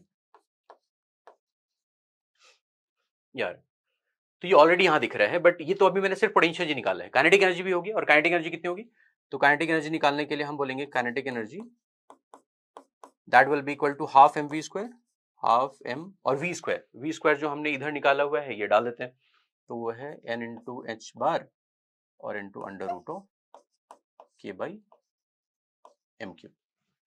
तो इसमें m को अंदर भेजेंगे तो अगेन ये इस फॉर्म में आ जाएगा, n into H bar by 2 बाहर रहेगा और अंदर में under root of K by M आ गया। ओके, तो इसमें पोटेंशियल एनर्जी और काइनेटिक एनर्जी दोनों इतनी आ गई, तो यहाँ पे E अगर दे रखा था तो E दोनों का एडिशन होता है, तो यहाँ पे 2 वाला फैक्टर नहीं होता, तो यहाँ पे 2 वाला फैक्टर है, इस कारण से ये E वाला जो ऑप्शन है डी वो करेक्ट नहीं होगा। तो ये जो हम मॉडर्न फिजिक्स में पढ़ते हैं एटॉमिक स्ट्रक्चर, तो एटॉमिक स्ट्रक्चर में इस तरह के वेरिएशंस आते हैं जिसमें हमें कोई एक अपनी तरफ से कोई फोर्स दे देता है, पोटेंशियल एनर्जी दे देता है, और फिर हमें उसमें बताना होता है कि क्वांटाइजेशन कंडीशन लगा के हमें n के टर्म्स में रेडियस ऑफ द ऑर्बिट या स्पीड इन द ऑर्बिट वो पूछा जाता है, तो ये उसी के ऊपर क्वेश्चन था। नेक्स्ट फिर क्वेश्चन चलते हैं। तो ये क्वेश्चंस अभी जो हमने शुरू में किए थे क्वेश्चंस दे वर सिंगल करेक्ट, अभी जो हम कर रहे हैं मल्टीपल करेक्ट वाले क्वेश्चंस है। तो इसमें बोल रहा है 2 uniform strings of mass per unit length दे रखा है, joint at point O and tied at 2 fixed ends P and Q। Strings में टेंशन यूनिफॉर्म दे रखा है और फिर यहाँ पे न्यू नॉट डिफाइन कर रखा है, और उसमें फिर दो केसेस ऑप्शंस में जो है, एक केस है जब O को हमें नोड मानना है और एक केस ऐसा भी है जहां पे O को एंटी नोड मानना है। तो मैं अगर अभी नोड वाला कर रहा हूं कि लेट्स से O को नोड माना, O इज नोड, O पे अगर नोड है तब क्या होगा, तो O पे अगर नोड है तो फिर ये वाला स्ट्रिंग बन गया, PO string becomes string fixed at both ends, और ये OQ again becomes string fixed at both ends. तो फिर इन दोनों की फंडामेंटल फ्रीक्वेंसी हम निकाल सकते हैं। तो मान लो इस वाले पार्ट की फंडामेंटल फ्रीक्वेंसी मैं न्यू 1 बोल रहा हूं, तो न्यू 1 हो जाएगा, फंडामेंटल फ्रीक्वेंसी क्या होता है string fixed at both ends, तो होता है v/2l स्पीड अपॉन 2l, और यहाँ पे स्पीड के लिए हम टेंशन का रिजल्ट यूज कर लेंगे, तो ये आ जाएगा 1/2l और इसका लेंथ l दे रखा है, और into under root of speed के लिए अंडर रूट ऑफ t/μ, तो यहाँ पे इस स्ट्रिंग में टेंशन t है और इसका मास पर यूनिट लेंथ वो म्यू है, तो ये आ गया। तो ये तो जो न्यू नॉट डिफाइन कर रखा था वो न्यू नॉट के टर्म्स में ये इसी के बराबर आ गया, तो इसकी फंडामेंटल फ्रीक्वेंसी तो यही है। दूसरा स्ट्रिंग की फंडामेंटल फ्रीक्वेंसी निकालेंगे न्यू 2 की, इस वाले स्ट्रिंग की फंडामेंटल फ्रीक्वेंसी, तो इसका लेंथ अब 2l है, तो आ जाएगा 1/2l की जगह हम डाल देंगे 2l और into under root of speed के लिए t/μ करेंगे, और इसका जो म्यू है दैट इज 4μ, ये आ जाएगा। तो अब अगर मैं इसकी फंडामेंटल फ्रीक्वेंसी के टर्म्स में सोचूंगा, मतलब जो इन्होंने डिफाइन कर रखा था न्यू नॉट, तो वो न्यू नॉट में देखूंगा तो एक ये 4 वाला फैक्टर बाहर अगर आ जाएगा तो फिर नीचे में 4 एक्स्ट्रा दिख रहा है, तो ये आ जाएगा new not by 4, new not by 4। तो फिर अब ऑप्शंस देखते हैं, तो बोल रहा है कि with a node eight O the minimum frequency of vibration of the composite string. तो मिनिमम फ्रीक्वेंसी निकालने के लिए हम क्या करते हैं कि हम देखते हैं कि इसके कौन कौन से फ्रीक्वेंसीज पॉसिबल हैं। तो मान लो फर्स्ट स्ट्रिंग इसकी बात करूं तो ये अपनी फंडामेंटल फ्रीक्वेंसी और इसके इंटीग्रल मल्टीपल्स में वाइब्रेट कर सकता है, यानी कि new not, 2 nu not, 3 new not ऐसे वाइब्रेट कर सकता है ये। और इसकी बात करें तो इसकी fundamental frequency new not by 4 है, तो ये वाइब्रेट करेगा न्यू नॉट बाई 4 या इसके इंटीग्रल मल्टीपल्स, तो हो जाएगा 2 न्यू नॉट बाई 4, अगला आ जाएगा 3 न्यू नॉट बाई 4, अगला फिर आ जाएगा 4 न्यू नॉट बाई 4, यानी कि ये 4 न्यू नॉट बाई 4 यानी कि न्यू नॉट हो जाएगा।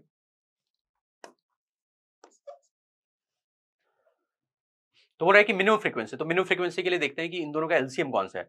तो इसमें दिख रहा है कि ये इसका जो ये 4 न्यू नॉट बाई 4 वाला होगा ये न्यू नॉट के बराबर है, यानी कि अगर हम न्यू नॉट से वाइब्रेट करेंगे तो फिर ये दोनों वाइब्रेट कर सकते हैं, तो that is the minimum frequency, because उसके पहले वाले तो हमें कोई मिल नहीं रहा है, तो new not is the minimum frequency. तो इसमें with a node eight O the minimum frequency of vibration of the composite string is new naught, तो ये ऑप्शन सही है। फिर नोड वाले ही पहले देख लेता हूं, when the composite string vibrates at the minimum frequency with a node eight O, यानी यही वाला केस है, न्यू नोड से वाइब्रेट कर रहा है, it has 6 nodes including the end nodes. तो नोड्स पकड़ने के लिए क्या करेंगे, अगर ये वाला स्ट्रिंग जो है ये न्यू नोड से वाइब्रेट कर रहा है और न्यू नोड ही इसकी फंडामेंटल फ्रीक्वेंसी है, यानी कि ये एक लूप में वाइब्रेट कर रहा होगा। सेकंड वाला जो है उसकी fundamental frequency new not by 4 है, और अगर न्यू नॉट से वाइब्रेट कर रहा है तो ये 4 टाइम्स अपनी फंडामेंटल फ्रीक्वेंसी पे है, यानी कि ये 4 लूप्स में वाइब्रेट कर रहा होगा, तो इसके 4 लूप्स बन रहे होंगे, ऐसा इसका वाइब्रेशन 4 लूप्स में वाइब्रेट कर रहा होगा। तो नोड्स कितने आ गए, तो नोड्स एक ये नोड दिख रहा है, एक ये दिख रहा है, एक ये दिख रहा है, एक ये दिख रहा है, एक ये और एक ये, तो टोटल नोड्स अगर हम काउंट करें तो यहाँ पे 6 आ रहा है, 1 2 3 4 5 6, तो ये ऑप्शन फिर हमारा सही है, सी इज करेक्ट। तो ये नोड वाला तो डिस्कशन ये हो गया। अब बाकी जो दो ऑप्शन है वो एंटी नोड्स पे हैं कि अगर ओ एंटी नोड है तब क्या होगा। तो ओ अगर एंटी नोड है तो फिर इसको मैं नेक्स्ट पेज में कर लेता हूं। अगर हमने ओ इज एंटी नोड, तो ओ अगर एंटी नोड है तो जो ये वाला स्ट्रिंग है, ये वाला स्ट्रिंग वाइब्रेट करेगा। तो एंटी नोड वाले केसेस में ये बन गया कि ये वाला नोड है और ये एंटी नोड है, तो ये आ गया केस कि string fixed at one and and free at the other and, और जो अदर एंड फ्री होता है वहां पे एंटी नोड बनता है। तो उस केस में जो फंडामेंटल फ्रीक्वेंसी होती है वो होती है, याद आ रहा है, वो होती है V/4L, V/4L। तो इस केस में फंडामेंटल फ्रीक्वेंसी ऑफ इधर जो लेफ्ट वाला स्ट्रिंग था वो आ जाएगा V/4L, यानी 1/4L और इनटू स्पीड के लिए √T/μ। ओके, और जो दूसरा वाला है उसकी फंडामेंटल फ्रीक्वेंसी हो जाएगी अगेन V/4L, तो 1/4, उसका लेंथ 2L था और √, अच्छा यहाँ पे T/ ये म्यू है, म्यू ये, और इसका था √T/4 म्यू। तो अगर मैं न्यू नॉट के टर्म से देखूं तो न्यू नॉट हमने किसको डिफाइन किया था, न्यू नॉट डिफाइन किया हुआ क्वेश्चन में ये, तो न्यू1 जो आ रहा है वो आ रहा है न्यू0/2, और ये जो आ रहा है इसमें 4 बाहर आएगा 2 के फॉर्म में, तो 8 दिख रहा है, तो ये आ रहा है न्यू0/8। तो अगर वो एंटी नोड है तो फिर जो फंडामेंटल फ्रीक्वेंसी हो जाएंगी लेफ्ट वाले स्ट्रिंग की और राइट वाले स्ट्रिंग की, उनकी वैल्यूज ये होंगी। और फिर और कौन कौन सी फ्रीक्वेंसीज अलाउड होती हैं, तो ऑड हार्मोनिक्स अलाउड होते हैं, यानी कि फंडामेंटल फ्रीक्वेंसी न्यू0/2 है तो ये वाइब्रेट कर सकता है न्यू0/2, या फिर इसके ऑड मल्टीपल्स यानी कि 3 टाइम्स न्यू0/2 या फिर 5 टाइम्स न्यू0/2 एंड सो ऑन, इस तरह से वाइब्रेट कर सकता है। ये कैसे वाइब्रेट कर सकता है, तो न्यू0/8, अगला फिर 3 न्यू0/8, अगला फिर 5 न्यू0/8 एंड सो ऑन, इस तरह से हो सकता है। तो अब इसमें देखना है कि क्या कोई ऐसा मिनिमम, कोई ऐसा कॉमन फ्रीक्वेंसी होगा जो, जैसे इसमें जो पैटर्न चल रहा है, इसमें जो पैटर्न चल रहा है उसमें कोई ऐसा कॉमन फ्रीक्वेंसी होगा क्या, तो ये हमें इस बार नहीं मिलेगा। क्यों नहीं मिलेगा, बिकॉज अगर मैं यहां पे देखूं तो न्यू0/8 के ये सारे ऑड मल्टीपल्स हैं, ये सारे ऑड मल्टीपल्स हैं, बट न्यू0/2 जो है वो खुद इसका 4 टाइम्स है, तो ये तो इसका इवन मल्टीपल हो गया। और फिर अगर इसके ऑड मल्टीपल्स हम लेंगे लेकिन एक 4 वाला फैक्टर रहेगा ही, तो ये सारे जो टर्म्स होंगे वो इसके तो इवन मल्टीपल हो जाएंगे। ये समझ में आ रहा है कि जो V0/2 है ये 4 टाइम्स ये ऑलरेडी है, और फिर अब मैं इसके ऑड मल्टीपल्स करूंगा तो कोई भी odd number multiplied by 4 will be even number. तो इस वाले पैटर्न में ये जो सारे नंबर मिलेंगे they will be even multiples of this frequency, तो हमें कोई भी ऐसी कॉमन फ्रीक्वेंसी नहीं मिलेगी कि जो भी इसके वाइब्रेटिंग फ्रीक्वेंसीज अलाउड हैं वो इसके अलाउड नहीं हो पाएंगे। तो इस बार एक ऑप्शन इसमें आई गेस है, ऐसा देख लेते हैं।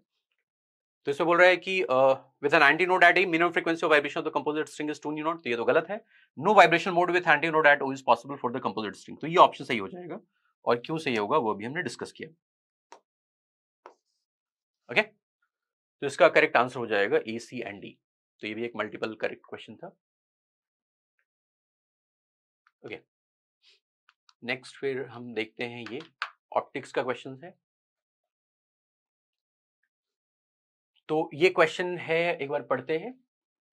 तो बोल रहा है कि ग्लास बीकर है, सॉलिड प्लेनो कॉन्वेक्स बेस है। तो एक ग्लास बीकर का ये वाला जो पोर्शन है, ये वाला पोर्शन एक सॉलिड जो दिखा रखा है वो इसका बीकर का सॉलिड बेस है, और उसका रिफ्रैक्टिव इंडेक्स 1.6 दे रखा है, और radius of curvature convex surface SPU, ये जो कॉन्वेक्स सरफेस दिखा रखा है इसका रेडियस ऑफ कर्वेचर दे दिया 9 सेंटीमीटर, और प्लेनर सरफेस एसटीयू नीचे वाला जो है that acts as a mirror, यानी कि ये एक तरह से अगर हम सोचें तो ये सिल्वर्ड है, ये सिल्वर्ड है, ये जो नीचे है ये मिरर है।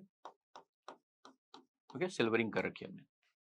और फिर बोल रहा है कि बीकर को हमने फिल किया with liquid of refractive index n up to the level QPR, तो यानी कि जो इसका बीच वाला टॉप था यहां तक हमने लिक्विड फिल कर दिया है।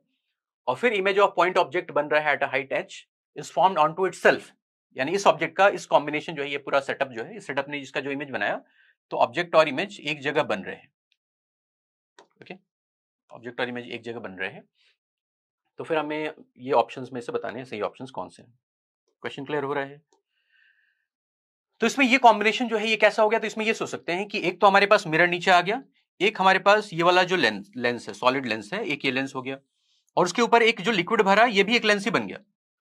तो ये कॉम्बिनेशन हो गया कि 2 लेंस है और एक मिरर है। तो इस तरह का कॉम्बिनेशन जो होता है वो मिरर की तरह बिहेव करता है, और उस मिरर का फोकल लेंथ निकालने का तरीका याद आ रहा है, एक तरीका, एक फॉर्मूला होता था 1 by focal length F equivalent is equals to 1 by FM -2/fl, और यहाँ पे लेंस में भी दो लेंसेज हैं, तो फिर उसका जो 1/fl होगा वो बन जाएगा 1/f1 प्लस 1/f2। ये फॉर्मूला याद आ रहा है कि combination of lens and mirror को हम बोलते हैं कि वो एक मिरर की तरह बिहेव करता है, और जिस मिरर का फोकल लेंथ होता है 1/f माइनस 2/fl। यहाँ पे लेंस में ऑलरेडी दो लेंस है, तो उसका 1/fl निकालने के लिए हमने लेंस के कॉम्बिनेशन का फॉर्मूला यूज कर लिया।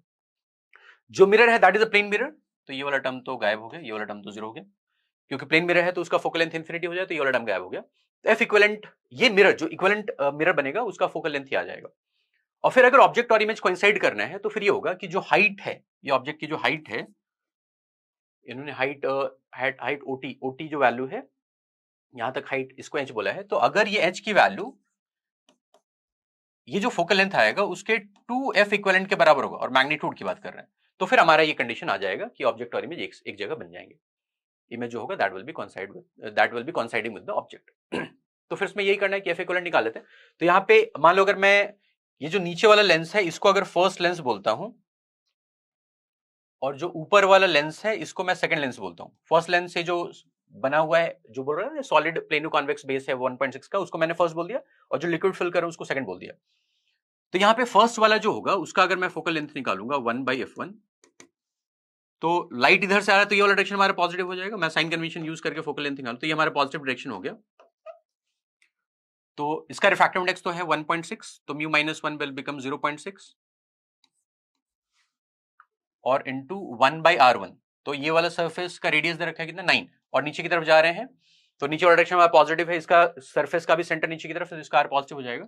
तो 1/9 ये हम कर रहे हैं 1/f equals to mu minus 1, 1/r1 minus 1/r2, और minus 1/r2, 1/r1 minus 1/r2, और दूसरा वाला टर्म हो जाएगा, वो हो जाएगा 1/infinity, क्योंकि इसका दूसरा सरफेस दैट इज प्लेन, तो ये टर्म गायब हो जाएगा। तो यहाँ पे इसका जो फोकल लेंथ 1/f1 मिल रहा है वो बन रहा है 0.6/9।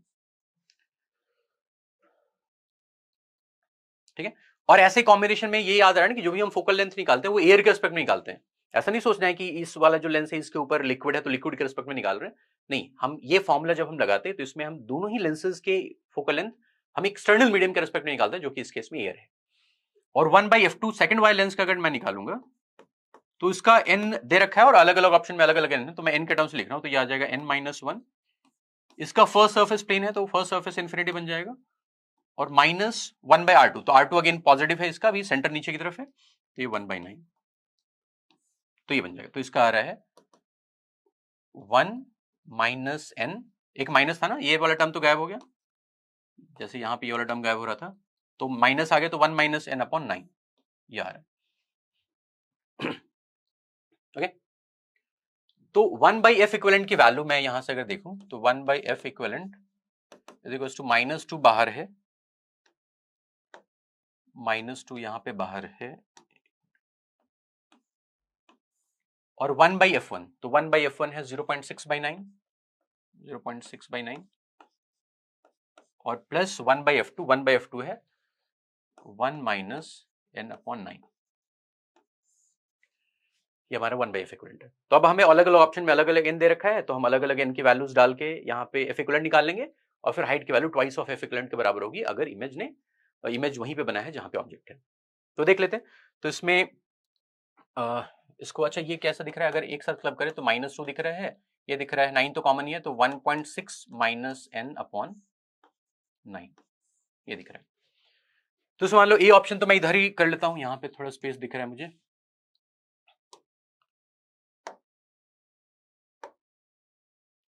ओके। तो ए ऑप्शन में हमें n दे रखा है 1.42, तो अगर n 1.42 हो गया तो फिर 1/f इक्विवेलेंट क्या आ जाएगा, 1/f इक्विवेलेंट इज -2 और इनटू इसमें आ जाएगा 1.6 माइनस 1.42, तो ये आ जाएगा 0.18/9, और इस पर अगर मैं डेसिमल हटा लूं तो ये बन जाएगा -2 इंटू 18/9 और इंटू 1/100, ऐसा कर लिया। तो ये दिख रहा है कि ये 9 से कैंसिल आउट हो जाएगा 2 टाइम्स, तो फोकल लेंथ आ रहा है -100/4 यानी कि -25, और फोकल लेंथ -25 आ रहा है, तो हाइट की वैल्यू इसके डबल यानी कि 50 होना चाहिए, तो ये ऑप्शन करेक्ट दिख रहा है कि हाइट की वैल्यू 50 दिख रहा है। ऐसे ही बी ऑप्शन अगर देखें तो बी ऑप्शन के लिए n दे रखा है 1.35 है। तो इस बार अगर मैं निकालूंगा 1/f विल बिकम -2 और इंटू 1.6 माइनस 1.35 करूंगा तो ये आ जाएगा 0.25 और अपॉन 9। तो इसको भी अगर हमने डेसिमल हटा लिया तो ये बन गया 25/100 और इंटू 1/9। तो ये आ गया हमारा 4 टाइम्स, फिर ये और कैंसल आउट हो जाएगा 2 टाइम्स, तो फोकल लेंथ की वैल्यू आ गई -18 और -18 आ गया तो H36 दे रखा है तो ये ऑप्शन भी सही है। ओके, बाकी दो ऑप्शन के लिए let me use the next page. n है 1.45 तो सी ऑप्शन में n है 1.45 तो इसमें अगर मैं देखूंगा 1/f तो आ रहा था -2 और इंटू 1.6 माइनस 1.45 का मतलब 0.15/9। तो इसमें अगर डेसिमल हटाऊं तो 15/100 इंटू 1/9। तो इसको अगर देखा तो ये 3 टाइम्स और ये 20 टाइम्स हो गया और ये कैंसिल आउट होकर 3 टाइम्स आ गया। तो ये फोकल लेंथ की वैल्यू आ रही है, कितनी आ रही है? 30 आ रही है, 30 आ रही है। फोकल लेंथ की value is coming out to be 30। Okay, तो ऑप्शन में क्या था? ऑप्शन में 30 का डबल है क्या? नहीं, 65 है। तो 65 30 का डबल नहीं है तो इसलिए ये वाला तो नहीं होगा, तो ये ऑप्शन तो नहीं हुआ सी। ओके, फिर नेक्स्ट ऑप्शन देखते इसमें क्या होता, अगर 60 होता तो ये सही होता। नेक्स्ट में 1.48 है तो डी ऑप्शन अगर देखा तो इसमें n की वैल्यू है 1.48 तो इसमें 1/f देखेंगे तो -2 बाहर है, 1.6 माइनस 1.48 विल बिकम 0.12 और अपॉन 9। तो इसमें फिर से मैंने डेसिमल हटाने के लिए तो ये 12/100 हो गया और इंटू 1/9। तो इसको 3 टाइम्स 4 से कैंसिल कर रहा हूँ तो ये 25 हो गया और ये कैंसिल आउट हो गया 3 टाइम्स तो 75/2 आ रहा है। तो फोकल लेंथ आ रहा है -75/2 -75/2। तो हाइट इसका डबल होता है तो उसके इसमें आंसर 75 होना चाहिए था, तो यहाँ पे लेकिन आंसर 85 है तो ये फिर सही नहीं है। तो इसका correct answer will become A and B. Okay, ठीक है, जिसमें इक्विवेलेंट फोकल लेंथ का हम फॉर्मूला यूज कर रहे हैं of a combination of mirror and lenses. और ये नेगेटिव आ रहा है, नेगेटिव फोकल लेंथ नेगेटिव आने का मतलब ये कि जो combination that is going to behave as concave mirror. तो कॉनकेव मिरर में अगर ऑब्जेक्ट और इमेज कोइंसाइड करता है तो ऑब्जेक्ट सेंटर ऑफ कर्वेचर पे रखा होता है, यानी कि ट्वाइस ऑफ फोकल लेंथ के बराबर डिस्टेंस पे रखा होता है, तो वही चीज हम यूज कर रहे थे। ये क्वेश्चन अब बोल रहा है स्पेसिफिक हीट कैपेसिटी। अब ये वाला सेक्शन जो है दैट इज इंटीजर वाले, तो इसके आंसर्स इंटीजर में आने हैं। तो स्पेसिफिक हीट कैपेसिटी दे रखा है C इक्वल टू KT, तो वेरिएबल है, वो टेम्परेचर पे डिपेंडेंट है। तो हम क्या करते हैं कि अगर हमें हीट निकालना होता है तो हम मास इंटू स्पेसिफिक हीट, यहाँ पे सिंबल C है, और इंटू डेल्टा T यूज करते हैं। बट ये कब करते हैं? ये करते हैं जब स्पेसिफिक हीट कांस्टेंट रहता है। यहाँ पे स्पेसिफिक हीट वेरिएबल है तो फिर इस बार हमें क्या करना पड़ेगा कि ये ऐसा डायरेक्टली नहीं कर सकते हैं, तो हमें क्या करना पड़ेगा कि एक स्मॉल टेम्परेचर चेंज के लिए एक स्मॉल अमाउंट ऑफ हीट निकालने के लिए ये करना पड़ेगा। ओके, और फिर अगर हमें टोटल हीट निकालना है तो हमें इंटीग्रेशन करना पड़ेगा इंटीग्रल ऑफ dq। तो ये बन जाएगा इंटीग्रल ऑफ मास, तो इन्होंने 1 दे रखा है, C दे रखा है टेम्परेचर का फंक्शन KT और इंटू dt, और T बोला है कि एब्सोल्यूट टेम्परेचर है, तो एब्सोल्यूट टेम्परेचर केल्विन में होता है, तो हमें केल्विन में लिमिट्स डालनी है। तो इनिशियल है -73 degree Celsius that means 200 kelvin, और फाइनली है 27 degree Celsius that means 300 kelvin.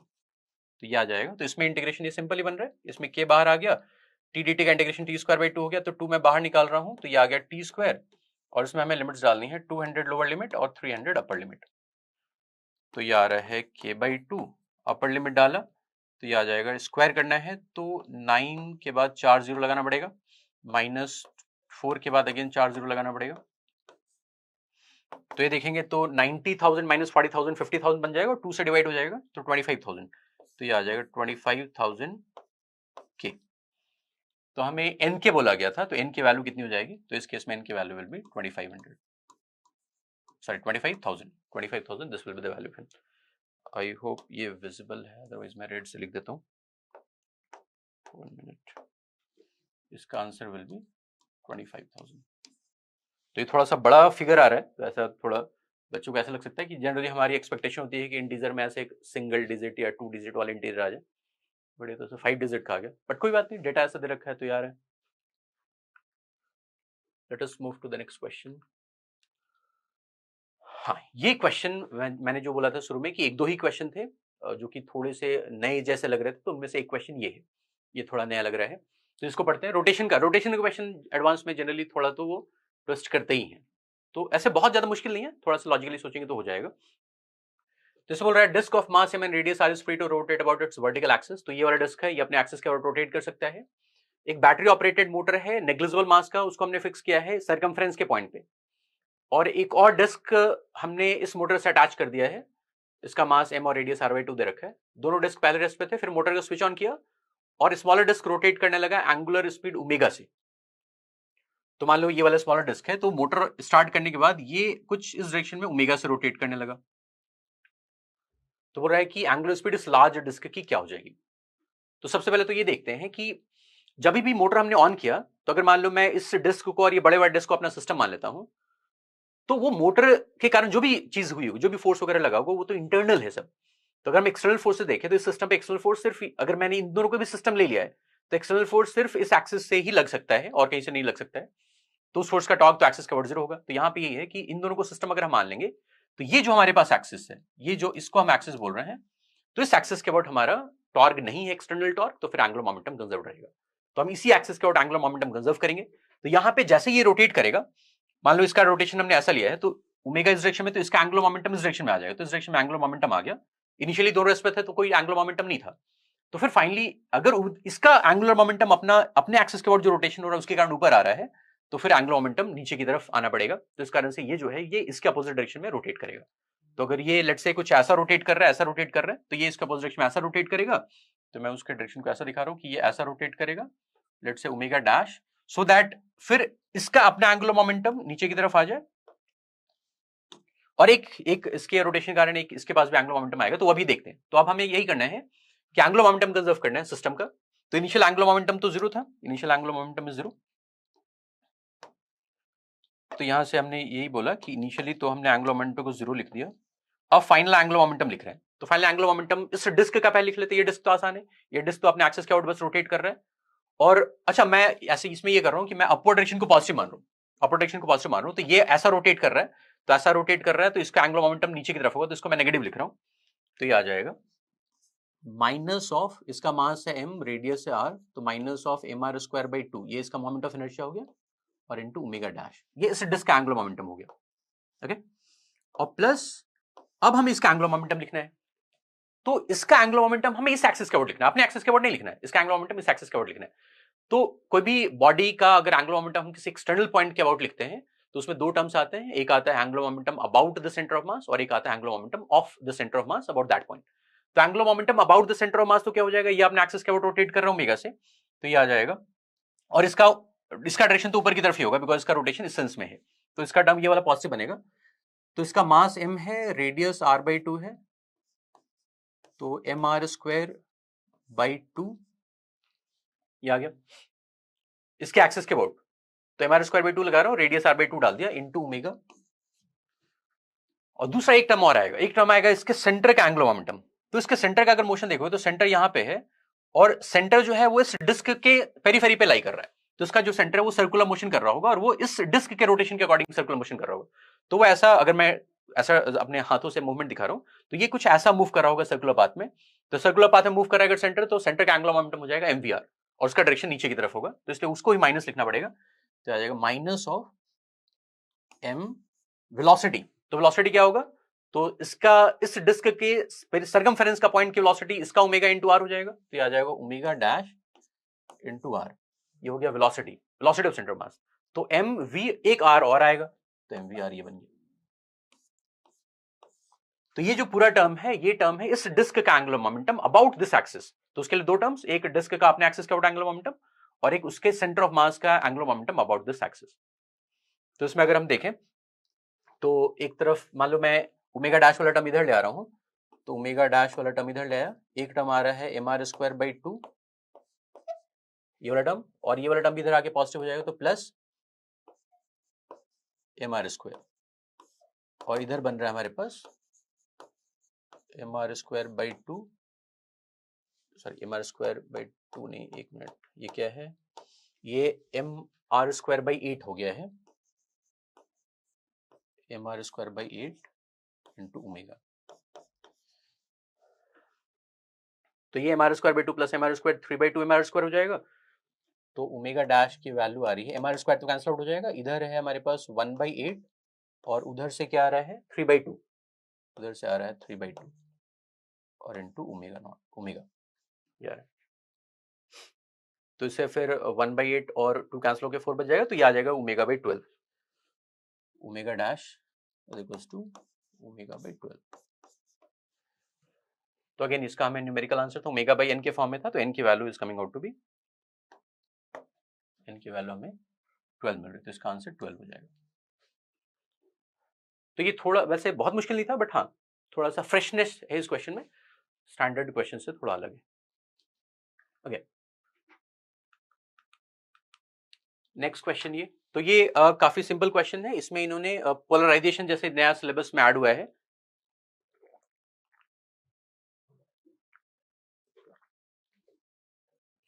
Polarisation JEE advance के सिलेबस में लास्ट ईयर ऐड हुआ है। तो पोलराइजेशन का एक सिंपल सा क्वेश्चन है, इसमें बोल रहा है कोई एक पॉइंट सोर्स है, हर डायरेक्शन में कुछ लाइट अनपोलराइज्ड लाइट इमिट कर रहा है, और दो पॉइंट्स दिखा रखे हैं स्पेस में जिन पे इंटेंसिटीज का ratio R equals to I A by I B बोला गया है।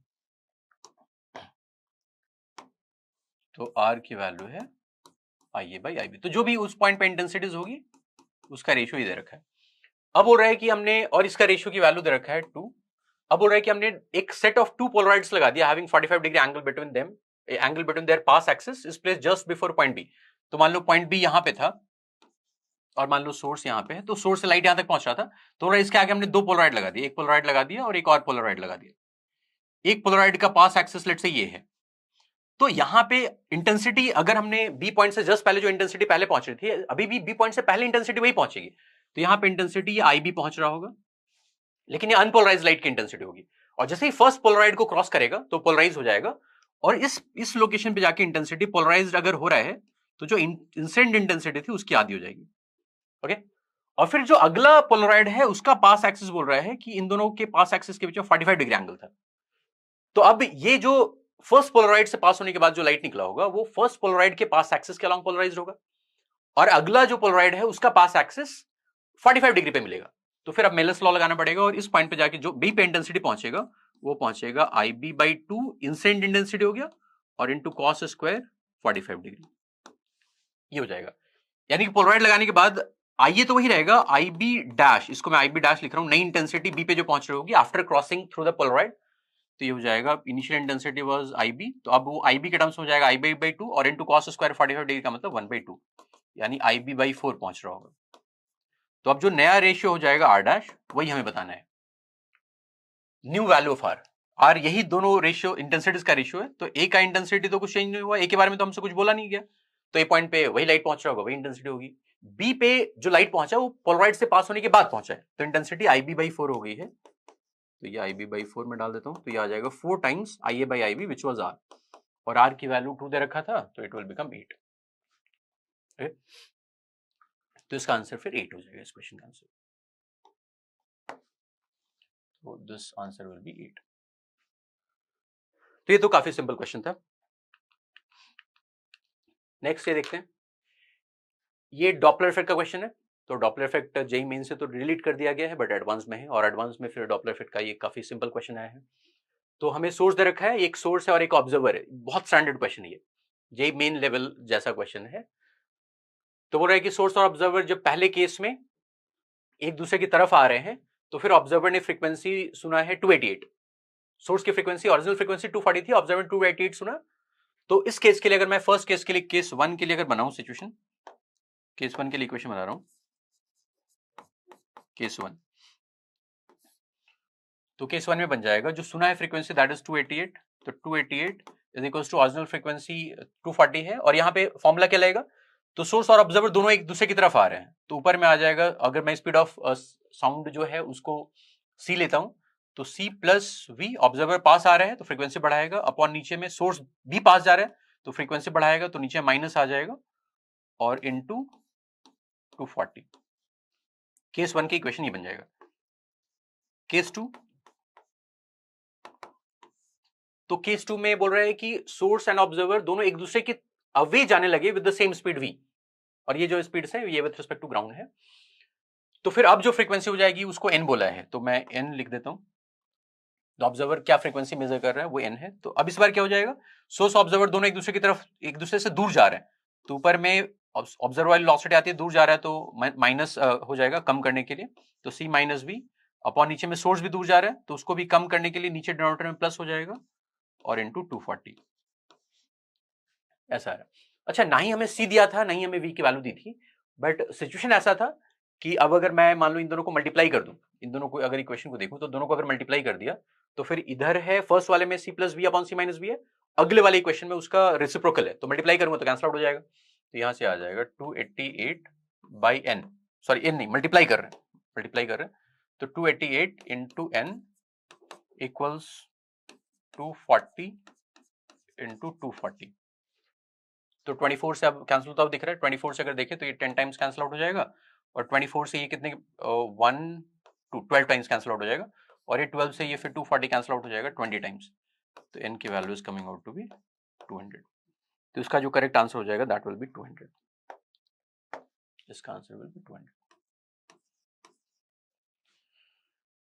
तो इसमें सी और वी नहीं दिया था, बट सिचुएशन ऐसा था कि ये कैंसिल आउट हो रहा है। ओके,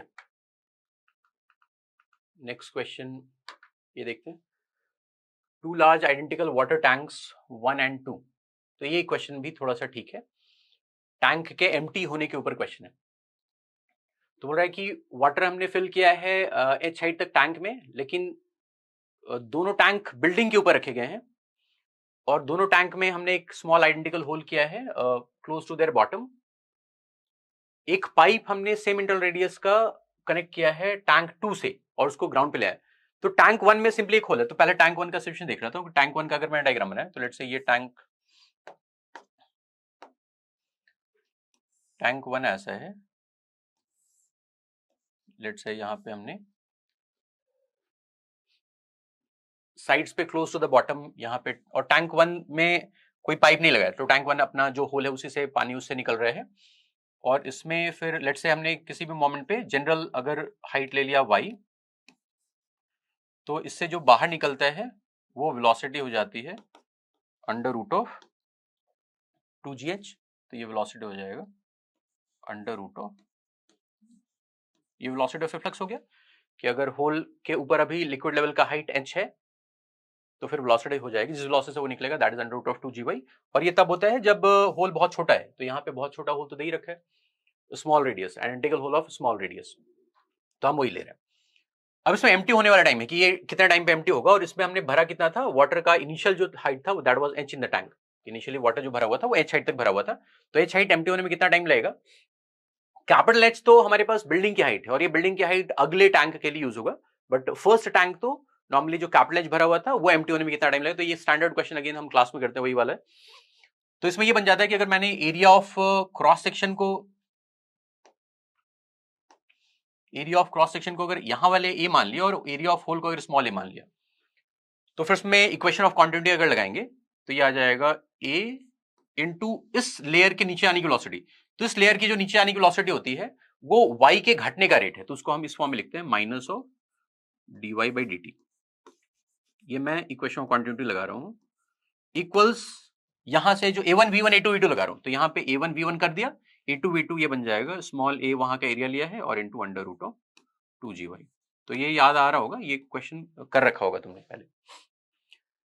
तो उससे फिर इंटीग्रेशन करना पड़ेगा, तो dy अपॉन रूट वाई, और यहाँ पे ए बाई कैपिटल ए दिख रहा है, एक माइनस साइन मैं उधर भेज रहा हूं, और अंडर रूट ऑफ 2g और इंटू dt, और फिर टाइम निकालने के लिए हम इंटीग्रेट करते हैं।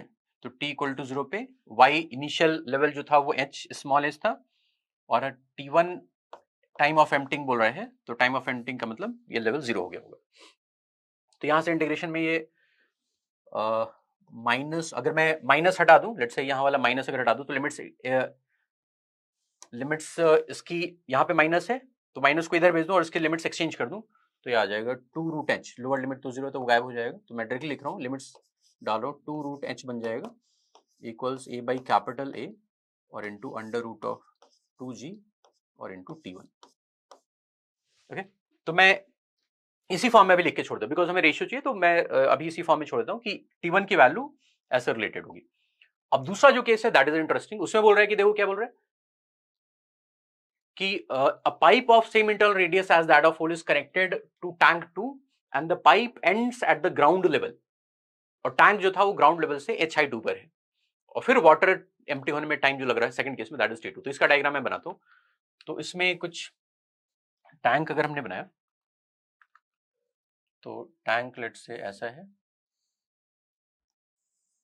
टैंक में होल ऐसा नीचे है, बट ये टैंक किसी बिल्डिंग पे है। मान लो लेट से हमने ये दिखा दी कि लेट से टैंक बिल्डिंग ऐसा कुछ लेवल पे है, ये हमें कैपिटल H दे रखा है और बोल रहे कि यहां से हमने जिस रेडियस का ये होल था उसी रेडियस का एक ट्यूब कनेक्ट किया है और ट्यूब के दूसरे एंड को हम ग्राउंड लेवल पे ले आए हैं और यहां से हम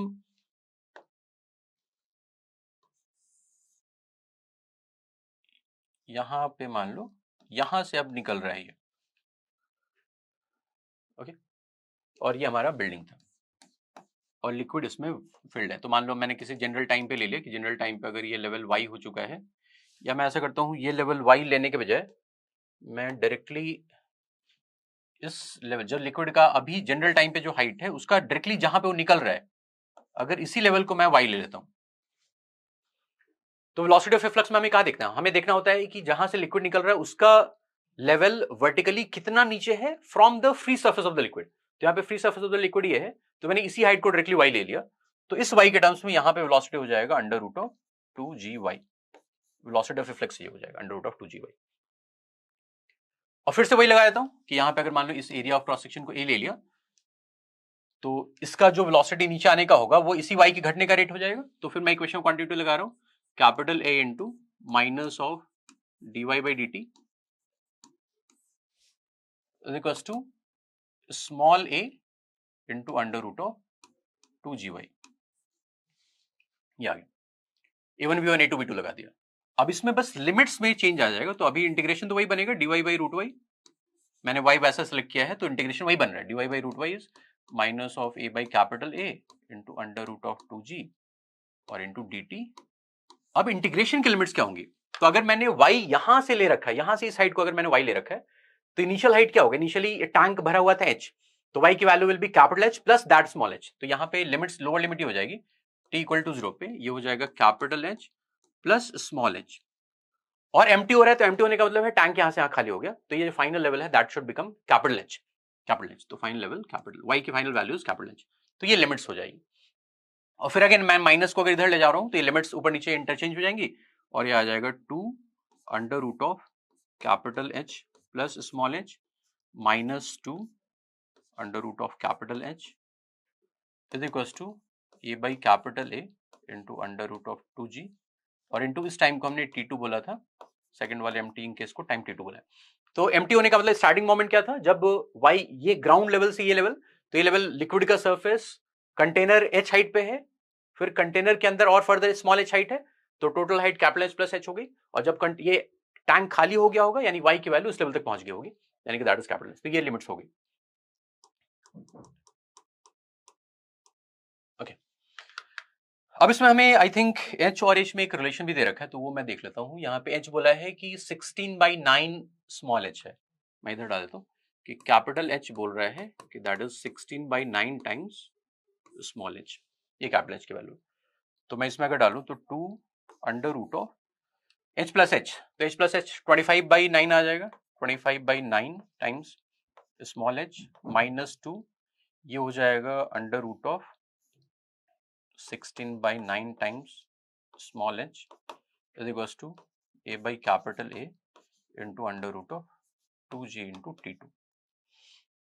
और ये अगर देखेंगे तो मैंने 2 बाहर ले लिया, कॉमन था बाहर ले लिया, और ये देखेंगे तो ये है रूट से बाहर ही आ जाएगा, ये 5/3 आएगा और ये 4/3 आएगा, तो 5/3 माइनस 4/3 विल बिकम 1/3, तो 1/3 बन रहा है और रूट h ये आ जाएगा is equals to a by capital A into root 2g और इंटू T2।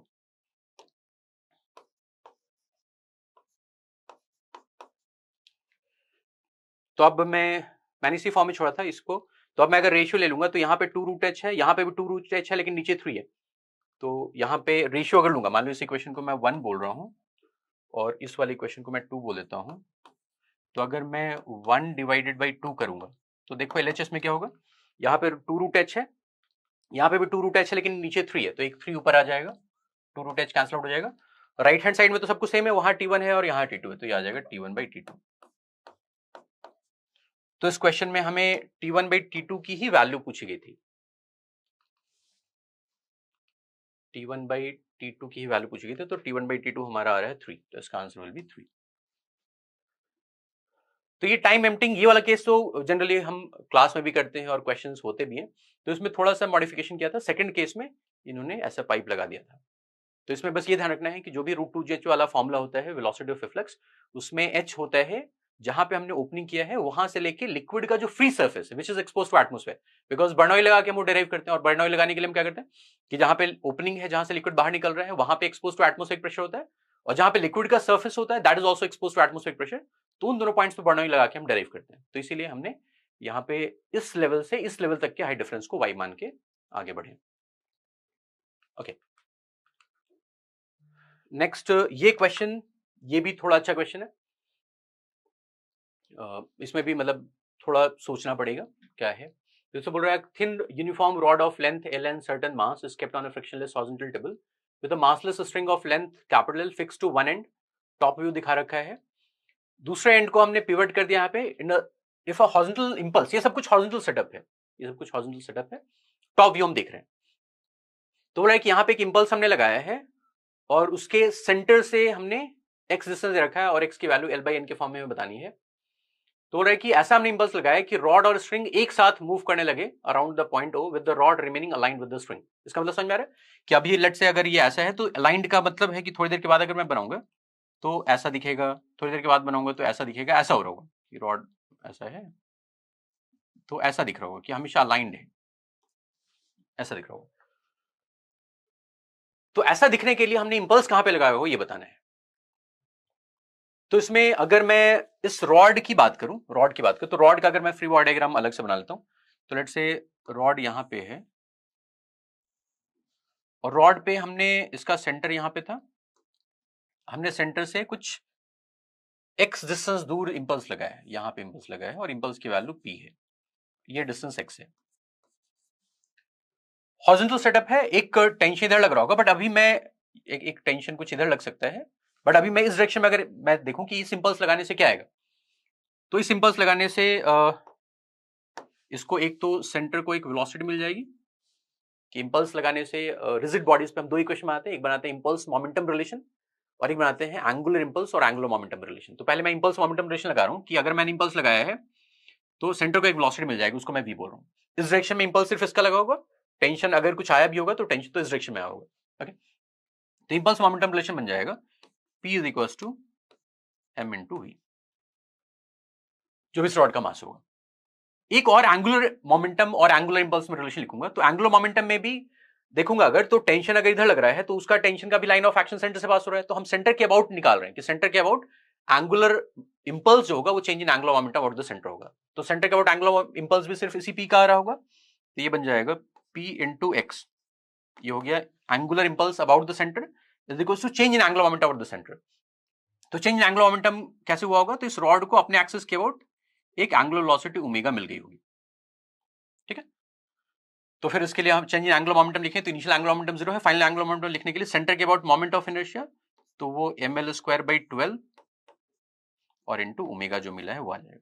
तो ये रॉड के लिए हमने इंपल्स मोमेंटम और angular impulse angular momentum relations use करके बना लिया। अब देखते हैं, इसमें ये बोला था कि हमने ऐसे इंपल्स दिया है कि ये ऐसा अलाइंड होके घूम रहा है, तो अलाइंड होके घूम रहा है तो यहाँ पे एक एंगुलर वेलोसिटी और इन्वॉल्व होगी कि ये ओ पॉइंट के आउट ये सिस्टम जो मूव कर रहा है इस एंगुलर वेलोसिटी को मान लो मैं ओमेगा डैश बोल देता हूं, तो ये ओमेगा डैश और ओमेगा इसमें रिलेशन क्या होगा, तो इसको अब थोड़ा सा यहां पे हमें सोचना पड़ेगा। तो इसमें देख रहे हैं कि अगर मैं यहां से लेट से मैं इस मोमेंट मान लो मैं बीच वाला मोमेंट मिटा दे रहा हूं, तो इसको अगर मिटा दिया तो मैं इनिशियल मोमेंट और इस मोमेंट की बात करूं तो इनिशियल से इस मोमेंट तक ये सिस्टम कितना रोटेट किया है। सिस्टम का मतलब ये जो हम अगर देख रहे हैं कि ये स्ट्रिंग के साथ ये ऐसा मूव कर रहा है तो ये सिस्टम कितना रोटेट किया, ये एंगल 90 डिग्री रोटेट किया है। अच्छा, रॉड अपने एक्सिस के अबाउट कितना रोटेट किया, तो रॉड का अपना एक्सिस पहले ऐसा था, अपने एक्सिस के अबाउट रॉड पहले ऐसा था और अब यहां जाके ऐसा हो गया, तो अपने एक्सिस के अबाउट भी रॉड ऐसा रोटेट किया है। ऐसे एक्सिस तो मूव कर रहा है, उसका सेंटर मास वाला एक्सिस मूव कर रहा है, बट अपने एक्सिस के अबाउट पहले ऐसा था और बाद में ऐसा दिख रहा है, तो ये भी 90 डिग्री मूव किया है। तो जैसे जैसे ये रोटेशन हो रहा होगा, अगर अलाइनमेंट मेंटेन्ड है तो जितना एंगल ये सिस्टम घूम रहा होगा ओमेगा डैश के कारण, उतना ही एंगल रॉड अपने एक्सिस के अबाउट भी रोटेट कर रहा होगा। यानी कि ये तभी होगा जब हमने जो इसका ओमेगा डैश लिया है that will be equal to omega. Okay, और अगर ये ओमेगा के बराबर है तो फिर मैं इस ओमेगा की मदद से एक जो सेंटर की वेलोसिटी में इस डायग्राम में दिखा रहा हूं कि सेंटर की वेलोसिटी इधर थी, तो अगर ये ओमेगा डैश से रोटेट कर रहा है तो सेंटर की वेलोसिटी इस ओमेगा डैश के टर्म्स में क्या लिख सकता हूं, तो सेंटर से यहां तक का डिस्टेंस कितना है, l प्लस l/2 यानी 3l/2, तो 3l/2 डिस्टेंस है और इनटू ओमेगा डैश, जो कि ओमेगा डैश है वो ओमेगा के ही बराबर है। तो ये मैंने इस सिस्टम के रोटेशन, सिस्टम जो ऐसा रोटेट कर रहा है तो इसका एक पॉइंट मैंने v लिया, तो v की वेलोसिटी एंगुलर वेलोसिटी के टर्म्स में r इनटू ओमेगा कर रहे हैं, तो r की वैल्यू 3l/2 आ गई और इनटू ओमेगा। अब मैं यहां जो v और ओमेगा में रिलेशन है उसको मैं इसमें डाल रहा हूं, तो इसमें डाल के मैं इधर सॉल्व कर देता हूं। तो इसमें p इक्वल टू mv है, तो मैंने p equal to m into v, और v को मैं वहां से लिख रहा हूं 3/2 l ओमेगा, और इसको अब मैं सेकंड में यूज कर लेता हूं। तो p हमने ये निकाल लिया है, p है 3/2 ml ओमेगा, इस वाली इक्वेशन में डाल रहा हूं, is equals to ml²/12 into omega. अच्छा, p इंटू एक्स, यहाँ पे एक x भी है, दिस इज x, यही x निकालना, तो ये px में p यहां से डाल दिया। तब यहां से अगर देखो तो m कैंसिल आउट हो गया, एक l से स्क्वायर कैंसिल आउट हो गया, ओमेगा भी कैंसिल आउट हो रहा है, 2 से ये 6 टाइम्स कैंसिल आउट हो रहा है, और x की वैल्यू मिल रही है हमें l/18, x की वैल्यू l/18। तो इसका जो करेक्ट आंसर हो जाएगा दैट विल बी 18। हमें इसी फॉर्म में था कि x की वैल्यू l/n के फॉर्म में पूछा गया था, x की वैल्यू इज l/n, तो l की वैल्यू यहाँ पे, n की वैल्यू इज 18 इसका आंसर हो जाएगा। ये क्वेश्चन भी थोड़ा रोटेशन का, रोटेशन क्वेश्चन इसके दोनों जो थे, तो एक और क्वेश्चन हमने डिस्क वाला देखा था, तो वो भी और ये भी, ये क्वेश्चन, दोनों क्वेश्चन में थोड़ा सा सोचना था, थोड़ा सा अलग सोचना था। ओके, इसके बाद जो क्वेश्चंस हैं they are match matrix questions. तो मैच मैट्रिक्स क्वेश्चंस तो वैसे इजी रहते हैं, इजी इंस्टेंस पे रहते हैं कि हमें सारे ऑप्शंस सॉल्व करने की जरूरत नहीं होती है, हम ऑप्शंस जज करके भी कर सकते हैं, बट अभी तो मान लो मैं सारे ऑप्शंस ही कर देता हूं तो क्योंकि हम सोल्यूशन कर रहे हैं तो अभी मैं सारे ऑप्शन, बट एग्जाम में आपको जजमेंट लेना चाहिए कि ऑप्शंस देख के यू कैन सॉल्व। एक कभी कभी ये होता है कि एक या दो पार्ट सॉल्व करूं, जैसे इसमें एक तरह से 4 पार्ट्स के आंसर्स पूछे गए, बट एक या दो पार्ट्स के आंसर्स बता के भी हम करेक्ट ऑप्शन तक पहुंच जाते हैं, बिकॉज ये चारों में 4 ऑप्शंस में से एक सेलेक्ट करना है, तो वो हम एग्जाम में करना चाहिए, बट अभी तो मैं सारे ही सॉल्व कर देता हूं। तो इसमें है कि मोनोटॉमिक गैस है, 1 मोल है, और हमें कुछ चीजें बतानी है, work done in the complete cycle. अच्छा, ये पीटी डायग्राम है, तो पीटी डायग्राम है और अगर वर्क पूछा गया है तो हमें एरिया से नहीं आएगा, बिकॉज एरिया से वर्क आता है पीवी डायग्राम से, तो हमें individually step by step calculate करना पड़ेगा। तो स्टेप बाय स्टेप कैलकुलेट करने के लिए मुझे वॉल्यूम वगैरह की जरूरत पड़ेगी, तो मैं वॉल्यूम लेता हूं। तो मैं लेट्स से इनिशियल जो जे वाला पॉइंट है, प्रोसेस ये है JKLMN, तो एक साइक्लिक प्रोसेस है, तो इस जे वाले पॉइंट पे मान लो मैं वॉल्यूम को V0 ले लेता हूं, तो फिर यहां पे वॉल्यूम क्या होगा, तो जे से के तक जो प्रोसेस है उसमें प्रेशर कांस्टेंट है, प्रेशर कांस्टेंट है और हम टेम्परेचर 3 टाइम्स कर रहे हैं, तो Pv इक्वल टू एनर्जी से P कांस्टेंट है और टेम्परेचर 3 टाइम्स कर रहे हैं, तो फिर वॉल्यूम को 3 टाइम्स होना पड़ेगा, तो यहां वाला जो वॉल्यूम होगा दैट विल बी 3V0, के वाला वॉल्यूम। फिर के से एल तक का जो प्रोसेस उसमें टेम्परेचर कांस्टेंट है, तो टेम्परेचर कांस्टेंट है तो Pv कांस्टेंट रहना चाहिए, तो यहां पे अगर हमने प्रेशर को 2 टाइम्स बढ़ाया है तो वॉल्यूम 2 टाइम्स कम हो जाएगा, यानी कि अगर ये 3V0 है तो कम होकर 3V0/2 आ जाएगा। एल से एम तक अगेन प्रेशर कांस्टेंट है, तो प्रेशर कांस्टेंट है तो टेम्परेचर को हम जिस फैक्टर से कम करेंगे वॉल्यूम भी उसी फैक्टर से कम हो जाएगा, बिकॉज प्रेशर कांस्टेंट है।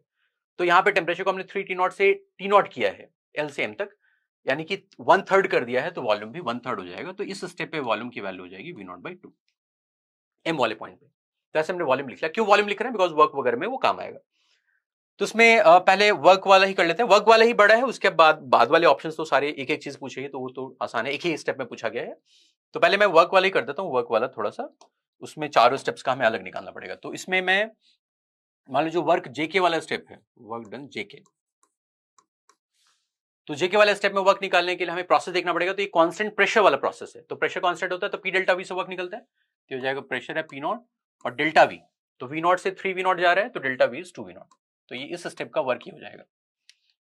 वर्क के से लेके एल तक वाला, तो के से एल तक वाला जो प्रोसेस है वो कांस्टेंट टेम्परेचर है, यानी आइसोथर्मल प्रोसेस है। तो आइसोथर्मल प्रोसेस में वर्क का फॉर्मूला होता है nRT ln of V2 by V1, ये आ जाएगा nRT 3T नॉट पे हम कर रहे हैं, तो nR 3T not ln of V2 by V1, तो V2 3 V नॉट by 2 है और V1 है 3 V नॉट, तो अगर रेशियो लेंगे तो ln of 1 by 2। अगर मैं इसको 2 को ऊपर ले जाना चाहता हूं तो ये बन जाएगा minus of 3 nRT not ln 2, ये आ जाएगा minus of 3 nRT not ln 2। अगला जो स्टेप है वर्क डन L से M, तो इसमें अगेन प्रेशर कांस्टेंट है और कांस्टेंट प्रेशर 2P नॉट, तो 2P नॉट प्रेशर हो गया और वॉल्यूम चेंज, तो V not by 2 minus 3V not by 2, final minus initial, तो final volume is V not by 2, initial volume is 3V not by 2, तो अगर मैं V not by 2 minus 3V not by 2 करूंगा तो I get minus V not. तो इस step का work हो गया minus of twice V not V not. Last step work done M से J, ये वाला स्टेप का वर्क डन, तो ये वाला स्टेप का वर्क डन, ये कांस्टेंट टेम्परेचर वाला प्रोसेस है, तो nRT नॉट nRT और T नॉट टेम्परेचर भी हो रहा है ln of V2 by V1, तो यहाँ पे V2 इज V नॉट और upon V1 is V not by 2, तो V not upon V not by 2 करोगे तो ये ln के अंदर 2 आ जाएगा, तो ये बन गया, ये सारे स्टेप्स का वर्क आ गया।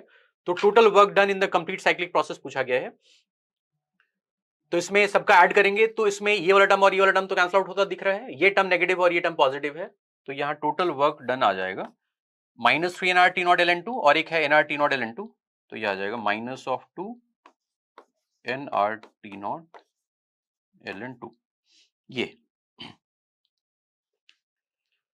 तो इसका करेक्ट मैचिंग कौन सा है, P का माइनस 2 nRT नॉट ln 2 और यहाँ पे N की वैल्यू 1 मोल है, तो ये P का करेक्ट मैचिंग तो है ऑप्शन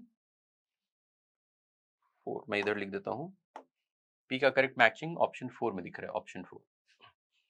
अब P4 C में भी है और B में भी है, तो अभी नहीं हुआ, बट अगर हमें एग्जाम में करना होता ना तो इसमें तो काफी चारों स्टेप्स का करना था, बाकी सारे जो हैं वो आसान है, तो हमें उनसे करना चाहिए था, तो बाकी करके देख लेते हैं, मैं यहीं पे करने की कोशिश कर लेता हूँ। Change internal energy of the gas in the process JK process में चेंज इंटरनल एनर्जी, तो चेंज इंटरनल एनर्जी का मतलब डेल्टा यू, तो डेल्टा यू जेके वाले प्रोसेस में क्या हो जाएगा, delta U NCV delta T, तो N1 है, CV मोनोटॉमिक गैस है तो CV इज 3/2R और डेल्टा 2 जेके, जे से के, तो डेल्टा टी की वैल्यू कितनी दिख रही है 2T नॉट, तो ये आ रहा है माइनस ऑफ 3, सॉरी माइनस नहीं, ये आ रहा है 3RT नॉट, तो इसका करेक्ट मैचिंग कौन सा है, ये थर्ड ऑप्शन इसका करेक्ट मैचिंग है, तो P का 4 Q का 3, तो बस आगे सॉल्व करने की जरूरत नहीं है, ये भी आ जाएगा, बट मैं अभी आगे सॉल्व करके दिखा देता हूँ। Heat given to the gas in the process केल वाला प्रोसेस है, तो डेल्टा क्यू केल, तो केल वाला जो प्रोसेस है यहां से यहां तक वाला प्रोसेस, ये आइसोथर्मल प्रोसेस, तो आइसोथर्मल प्रोसेस में डेल्टा यू तो 0 होगा, तो ये जो होगा डेल्टा क्यू केल, ये वर्क डन केल वाले प्रोसेस में जो होगा वो इसी के बराबर होगा, और वर्क डन हम केल वाला निकाल चुके हैं, तो आ जाएगा minus of 3nRT not ln 2, तो ये वाला ऑप्शन किस में दिख रहा है, ये ऑप्शन 5 में दिख रहा है, तो ये फिर वेरीफाई भी हो रहा है कि जो तुमने बी ऑप्शन निकाला है उसमें 4 3 तो मैच हो ही गया था, 5 भी मैच हो रहा है, तो ये भी ठीक है। Change internal energy of the gas in the process MJ वाला प्रोसेस, ये वाला प्रोसेस है, तो उस प्रोसेस में अगर हम डेल्टा यू देख रहे हैं, डेल्टा यू एमजे, तो इसमें अगेन N1 हो गया R एनसीवी डेल्टा टी करेंगे, CV 3/2R एनसीवी और डेल्टा टी, इस वाले स्टेप में डेल्टा टी तो 0 ही है, ओके ये तो 0 ही दिख रहा था, तो ये तो 0 ही दिख गया, बिकॉज ये वाला स्टेप तो आइसोथर्मल स्टेप है ना, तो आइसोथर्मल स्टेप में डेल्टा यू तो 0 होगा, तो एस वाले का ऑप्शन 2 से ही दिख रहा है। तो इनफैक्ट ऐसा करना चाहिए था हमें कि एस इक्वल टू इसी से स्टार्ट, मतलब ऑप्शन अगर ऑब्जर्व करते एग्जाम में तो एस से ही स्टार्ट करना चाहिए था, और यहाँ पे 0 देख के फिर 2 ऑप्शन शॉर्टलिस्ट कर लेने चाहिए थे, और फिर उन दोनों में कोई एक जैसे आर वाले स्टेप से हो जाता काम, तो ऐसे करके एग्जाम में हमें इस तरह के क्वेश्चन ऐसे करने चाहिए, सारे ऑप्शंस सॉल्व करने की जरूरत नहीं होती है मैथमेटिक्स में। तो इसमें सही करेक्ट मैचिंग क्या आ रहा है, बी वाला मैचिंग सही आ रहा है, बी में हमारे सारे ऑप्शंस मैच कर रहे हैं। एक ये देखते हैं, तो ये system of parallel plates as a capacitor वाला क्वेश्चन है। 4 प्लेट्स हैं और फिर इनसे कैपेसिटर बन रहा है और अलग अलग केसेस में अलग अलग तरह का कनेक्शन किया हुआ और हमें कैपेसिटेंस बताना है। तो इसमें अगर हम फर्स्ट वाला पार्ट देखें, पी वाला पार्ट, तो पी वाले पार्ट में बोल रहा है कि कैपेसिटेंस बताना है S1 एंड S2 के बीच में with S2 and S3 not connected, यानी कि ये 4 जो प्लेट्स हैं 1 2 3 4, यानी कि हमने टर्मिनल ले लिया कि लेट्स से एक टर्मिनल हमने ये ले लिया, एक टर्मिनल ये ले लिया और ये कहीं से कनेक्टेड नहीं, तो ये कैपेसिटेंस बताना है। तो इसमें क्या होगा, टर्मिनल लेने का मतलब ये होता है कि हमने बैटरी इसके क्रॉस कनेक्ट किया होगा, तो ये अगर 0 ले लिया, ये V हो गया, तो फिर ये दोनों कंडक्टर्स के पोटेंशियल कहीं से कनेक्टेड नहीं है, तो अलग अलग कुछ पोटेंशियल होंगे, V1 V2 हो जाएगा। तो फिर इसमें ये हो जाएगा कि अगर मैं एक एंड से दूसरे एंड तक जाऊंगा तो हमें एक कैपेसिटर ये मिलेगा V और V1 के बीच में, एक कैपेसिटर ये मिलेगा V1 और V2 के बीच में, और एक कैपेसिटर ये मिलेगा V2 और 0 के बीच में। तो 3 कैपेसिटर्स होंगे और ये तीनों सीरीज में होंगे। तो फिर इस केस का C जो हो जाएगा, और हर एक कैपेसिटर में एरियाज बराबर है, सारे प्लेट्स आइडेंटिकल हैं और ये सेपरेशन भी बराबर है, तो ये सारे कैपेसिटेंसेस दो प्लेट्स के बीच में जो बन रहे होंगे वो इक्वल कैपेसिटेंसेस होंगे। और वो कैपेसिटेंस होगा कितना, तो एप्सिलॉन नॉट A/D होगा, एप्सिलॉन नॉट A²/D दे रखा है इन्होंने, तो वही C0 ही होगा। तो C0 के टर्म्स में ये तीनों सीरीज में है, तो इट विल बिकम C0/3। और C0/3 हमें किस ऑप्शन में दिख रहा है, तो ये ऑप्शन 3 में दिख रहा है, तो मैं इसका हमें 3 दिख रहा है, इसका करेक्ट मैचिंग इज 3। अब 3 मैचिंग किस में है, तो 3 में है, तो 3 में है, तो इनफैक्ट ऐसे में तो ये करना भी नहीं चाहिए था, बिकॉज ये 3 में तो ऑलरेडी दिख रहा है, तो जिसमें अगर वो एक ऑप्शन सारे ऑप्शंस में सही वही मैचिंग दिख रहा है तो मोस्ट प्रोबेबली वो सही होता है। तो यहाँ पे ये 3 वाला तो ऐसे ही हमने जज कर लिया, मतलब ऐसे निकाल भी लिया जल्दी से। अब अगला फिर हमें बोल रहे हैं कि capacitance between S1 and S4 with S2 shorted to S1। तो Q वाले ऑप्शन में यही फिर 4 थे, 1 2 3 4, हमें S1 और S4 के बीच में कैपेसिटेंस चाहिए, यानी एक टर्मिनल ये बनाया है, एक टर्मिनल ये बनाया है, लेकिन इन दोनों को आपस में शॉर्ट कर दिया है। तो आपस में शॉर्ट करने का मतलब ये होगा कि फिर अगर मान लीजिए मैंने पोटेंशियल डिफरेंस जो भी अप्लाई किया होगा, तो इसका पोटेंशियल अगर V1 होगा तो इसका भी V1 होगा। शॉर्टिंग का मतलब है कि हमने आपस में कनेक्ट कर दिया है, तो फिर यहाँ पे कोई कैपेसिटेंस नहीं बन रहा होगा, बीच वाले दोनों प्लेट्स के बीच में कोई पोटेंशियल डिफरेंस ही नहीं है, तो फिर यहाँ पे कोई कैपेसिटेंस नहीं बन रहा होगा। तो एक कैपेसिटेंस यहाँ बनेगा और एक कैपेसिटेंस यहाँ बनेगा, और एक इन सीरीज में होंगे। सीरीज में कैसे, तो V और V1 के बीच में एक कैपेसिटर और V1 और 0 के बीच में एक और कैपेसिटर, तो ये दोनों सीरीज में होंगे। तो इस केस में C जो हो जाएगा that will B C0/2। C0 2 हैं और सीरीज में तो C0/2, तो इसकी करेक्ट मैचिंग क्या होगी, C0/2 किस में दिख रहा है, सेकंड में दिख रहा है, तो इसकी करेक्ट मैचिंग होगी सेकंड वाली। तो ये सही किस में दिख रहा है, अभी A में भी यही मैचिंग है, C में भी यही मैचिंग है, D में भी, तो अभी तो ये नहीं हम पकड़ पा रहे हैं, इसीलिए हमें किसी और ऑप्शन से स्टार्ट करना चाहिए था, बट अभी तो मुझे सारे ही प्रेजेंट करना सोल्यूशन, इसलिए मैं सारे कर रहा हूँ, बट तुम्हें एग्जाम में ऐसा नहीं करना चाहिए। ओके, नेक्स्ट पार्ट देखते हैं R में। तो R में बोल रहा है capacitance between S1 and S3 with S2 shorted to S4। तो ये S1 S2 S3 S4, तो हमें किसके पीछे बताना है, S1 एंड S3। तो S1 ये है, S3 ये है, और S2 और S4 को शॉर्ट किया है, तो ये दोनों आपस में शॉर्टेड है। तो यहाँ पे अगर मैं यहाँ पे 0 लूंगा, यहाँ पे V लूंगा, तो फिर ये पोटेंशियल V1 आ जाएगा। तब ये कॉम्बिनेशन कैसा हो गया, तो यहाँ पे 0 और V1 के बीच में एक कैपेसिटर ये वाला है 0 और V1 के बीच में, और एक कैपेसिटर ये है 0 और V1 के बीच में, तो ये दोनों तो आपस में पैरेलल में है। तो यहाँ पे अगर मैंने मान लो 0 वाला पोटेंशियल वाला पॉइंट यहाँ बनाया और V1 वाला यहाँ बनाया, तो दो कैपेसिटर हमें पैरेलल में दिख रहे हैं। और फिर V1 और V वाला पॉइंट अगर ये लिया है, तो V1 और V के बीच में एक कैपेसिटर ये वाला दिख रहा है, यहाँ पे जो कैपेसिटर बन रहा होगा, और ये तीनों बराबर हैं। तो फिर पहले तो ये C0 है, ये C0 है पैरेलल में, तो 2C0 हो जाएगा, और उस C0 के साथ ये C0 है सीरीज में, तो इस केस का बन जाएगा 2C0 इंटू C0, पहले इन दोनों का 2C0 पैरेलल में, और उसके साथ ये सीरीज में अपॉन 2C0 प्लस C0 यानी कि 3C0। तो 2/3C0 हो जाएगा। तो 2/3C0 किस में दिख रहा है, 4 में दिख रहा है, तो ये 4 मैं देख रहा हूँ, ये इसका आंसर 4 है।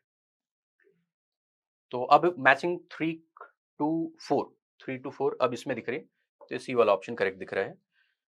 ओके, लास्ट वाला भी मैं करके दिखा देता हूँ। तो लास्ट वाला जो है that is S1 and S2 के बीच में बताना है with S3 shorted to S1 and S2 shorted to S4। तो देख लेते हैं, यहीं पे बनाया तो 1 2 3 4, शॉर्ट किसको किया है, S3 शॉर्टेड टू S1, यानी कि इन दोनों को शॉर्ट कर दिया है, और S2 शॉर्टेड टू S4। इसको शॉर्ट किया है, और फिर हमें S1 और S2 के बीच में बताना है। तो S1 तो ये वाला हो गया, यानी कि लेट्स से एक टर्मिनल यहाँ है और S2 एक टर्मिनल यहाँ है, ये दोनों है। तो इसमें तो क्या होता है कि अगर मैंने यहाँ पे 0 लिया है और यहाँ पे V लिया है, तो फिर ये वाला प्लेट V पे होगा, ये V पे होगा, ये 0 पे होगा और ये 0 पे होगा। तो ये तीन जो कैपेसिटर बनेंगे, ये वाला इसके अक्रॉस भी V पोटेंशियल डिफरेंस, इसके अक्रॉस भी V और इसके अक्रॉस भी V, तो ये तीनों पैरेलल में हो जाते हैं। तो इसका तो 3C0 हो जाएगा। तीन कैपेसिटर बन रहे हैं, तीनों पैरेलल में, तो 3C0। तो इसका तो करेक्ट क्या है, 1 है।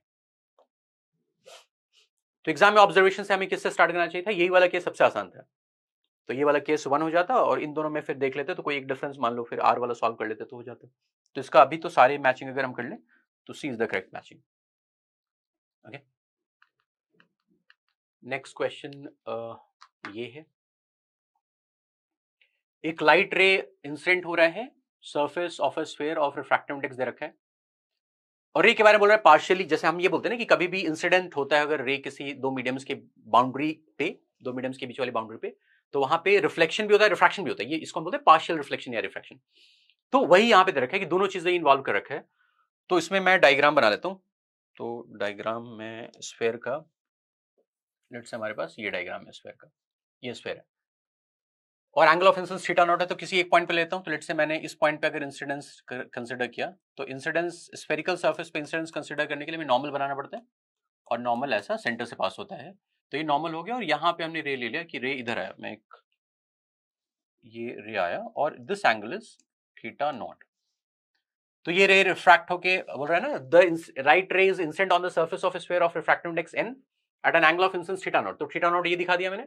रे partially refracts into the sphere, तो कुछ रिफ्लेक्ट भी होगा बट उसकी बात नहीं कर रहा, रिफ्रैक्ट जो कर रहा है स्फीयर में। Angle of refraction phi naught दे रखा है, तो यानी कि ये जो ऐसे आया होगा, ये एंगल फाई नॉट ये हमें दे रखा है, and then partly reflects from the back surface. तो यहां पे अब अगेन बाहर भी जा रहा होगा, रिफ्लेक्ट भी हो रहा होगा, तो रिफ्लेक्टेड वाले की बात करिए। अच्छा, यहां पे अगर मैं देखूं तो यहां पे फिर से नॉर्मल ड्रॉ करूंगा, तो ये जो अंदर में ट्रायंगल बन रहा है ये आइसोसेलेस ट्रायंगल, बिकॉज ये भी आर के बराबर है और ये भी रेडियस के बराबर है। तो ये अगर फाई नॉट है तो this angle will also be phi naught, और अगर ये दोनों एंगल फाई नॉट है तो ये फिर इतने ही एंगल पे इधर रिफ्लेक्ट होगा, this angle will also be phi naught. तो रिफ्लेक्टेड रे के बारे में बात हो रही थी ना, the reflected ray partly reflects from the back surface, तो इसकी बात होगी। अब बोल रहा है the reflected ray then emerges out of the sphere after a partial refraction. तो अब जो बाहर जाएगा तो उसके लिए फिर से यहाँ पे एक नॉर्मल मैं ड्रॉ कर रहा हूं। तो यहाँ पे नॉर्मल में ये angle will again be phi naught by the same logic कि ये जो ट्रायंगल है, इस ट्रायंगल में ये लेंथ और ये लेंथ बराबर है, तो आमने सामने वाले एंगल्स बराबर होंगे। यहाँ पे जब रिफ्रैक्शन हो रहा है तो नॉर्मल के साथ कितना एंगल बनाएगा? तो एंट्री करते समय अगर ये इस मीडियम में एंगल थीटा नॉट था और यहाँ पे फाई नॉट है, और यहाँ आते समय अगर इस मीडियम में फिर से दिख गया कि angle of incidence is phi naught, तो यहाँ पे थीटा नॉट पे ही बाहर निकलेगा। तो ये ऐसा निकलेगा और ये थीटा नॉट एंगल बनाएगा, कि जो इक्वेशन स्नेल्स लॉ वाला यहाँ पे बनेगा वही इक्वेशन यहाँ पे बनेगा, इसलिए सेम एंगल पे फाई नॉट पे निकलेगा। अब टोटल एंगल ऑफ डेविएशन हमें दिखा रखा है with respect to the incident ray is alpha.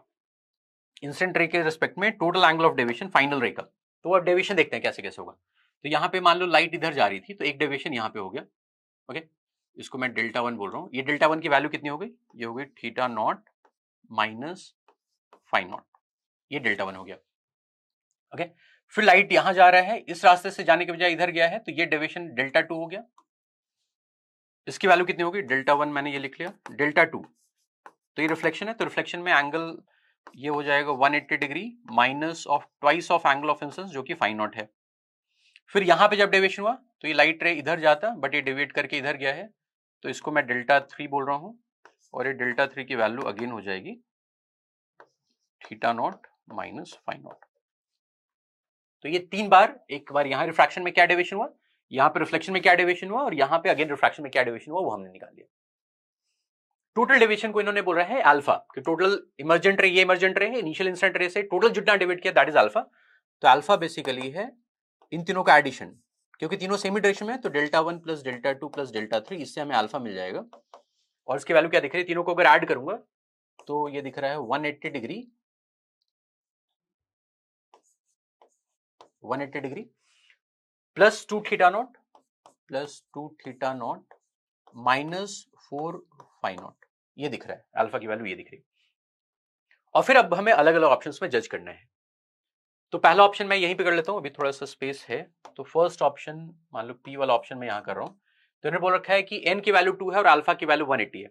तो पहले मैं अल्फा की वैल्यू 180 यूज कर रहा हूं, तो अगर अल्फा 180 है और यहाँ पे अल्फा इसके बराबर था, तो अगर अल्फा और 180 है तो ये तो कैंसल आउट हो गया, तो यहां से आ जाएगा कि 2 theta naught minus 4 phi not, ये 0 हो जाएगा। यानी कि हमें ये मिल रहा है कि theta naught equals 2 phi naught, कि अगर अल्फा 180 है तो theta naught is 2 phi naught. और थीटा नॉट और फाइ नॉट में रिलेशन निकालने के लिए स्नेल्स लॉ लगा लेंगे, उसके लिए रिफ्रैक्टिव इंडेक्स दे रखा है n। तो इस सरफेस पे स्नेल्स लॉ लगाऊंगा, तो बाहर में तो एयर है, तो 1 into sine theta naught is equal to refractive index 2 दे दिया है, तो 2 इंटू साइन फाइ नॉट। और थीटा नॉट को अगर मैं 2 फाइ नॉट लिखूंगा तो इसको मैं लिख सकता हूं साइन ऑफ 2 फाइ नॉट, तो साइन ऑफ 2 फाइ नॉट बन जाएगा 2 sine phi not cos phi naught. देखो क्या किया मैंने, थीटा नॉट था, थीटा नॉट को मैंने 2 फाइ नॉट लिखा और साइन ऑफ 2 फाइ नॉट को मैंने 2 sine phi not cos phi not लिख दिया, is equal to 2 sine phi not. तो यहां से 2 साइन फाइ नॉट ये कॉमन आ रहा है और ये आ रहा है cos theta not, sorry cos phi not minus 1 equal 0। 2 sine phi not common आ गया, कॉस फाइ नॉट माइनस 1 0। तो यहां से आ रहा है कि या तो ये 0 हो जाए या तो ये 0 हो जाए। तो ये 0 होने के लिए साइन फाइ नॉट 0 होने के लिए फाइ नॉट को 0 होना पड़ेगा, तो phi naught is 0। Cos phi naught को 1 होने के लिए अगेन फाइ नॉट को 0 होना पड़ेगा। तो दोनों से ही आंसर ये है कि फाइ नॉट की वैल्यू 0 आ गई, फाइ नॉट की वैल्यू 0। और फाइ नॉट अगर 0 है तो possible values of theta naught, तो थीटा नॉट तो ट्वाइस ऑफ फाइ नॉट है, तो अगर फाइ नॉट 0 हो गया तो theta not will also B 0। Okay, तो 0 वाला ऑप्शन दिख रहा है 5, तो इसका जो करेक्ट मैचिंग है दैट इज 5। इसका मैचिंग तो हमें 5 दिख गया कि थीटा नॉट की वैल्यू 0 आ रही है। ओके, अब अगर मैं 5 किस में दिख रहा है, 5 ए में दिख रहा है और बी में दिख रहा है, तो अभी आगे बढ़ना पड़ेगा। दूसरा बोल रहा है n इक्वल टू √3 है और अल्फा इक्वल टू 180 डिग्री है। तो again alpha equal to 180 degree, मैं क्यू ऑप्शन नेक्स्ट पेज में जाता हूं। तो क्यू ऑप्शन करने के लिए क्यू में अल्फा फिर से बोला है कि 180 डिग्री, तो अगर अल्फा 180 डिग्री है तो फिर से वही आ जाएगा कि यहाँ पे जो आ रहा था ना अल्फा 180 है, तो theta naught is equal to 2 phi not, तो यहां से भी आ गया theta naught is 2 phi naught. और फिर हम स्नेल्स लॉ लगा रहे हैं, इस बार n की वैल्यू अलग दे रखा है, रिफ्रैक्टिव इंडेक्स √3 दे रखा है, तो वहां पे वो इक्वेशन में चेंज आ जाएगा। ये बन जाएगा sine theta naught is equal to √3 sine phi naught. और अगेन फिर मैं साइन थीटा नॉट को 2 साइन थीटा, इसको साइन थीटा नॉट को 2 फाइ नॉट लिखा और फिर इसमें साइन ऑफ 2 फाइ नॉट को एक्सपैंड कर दिया, तो ये आ जाएगा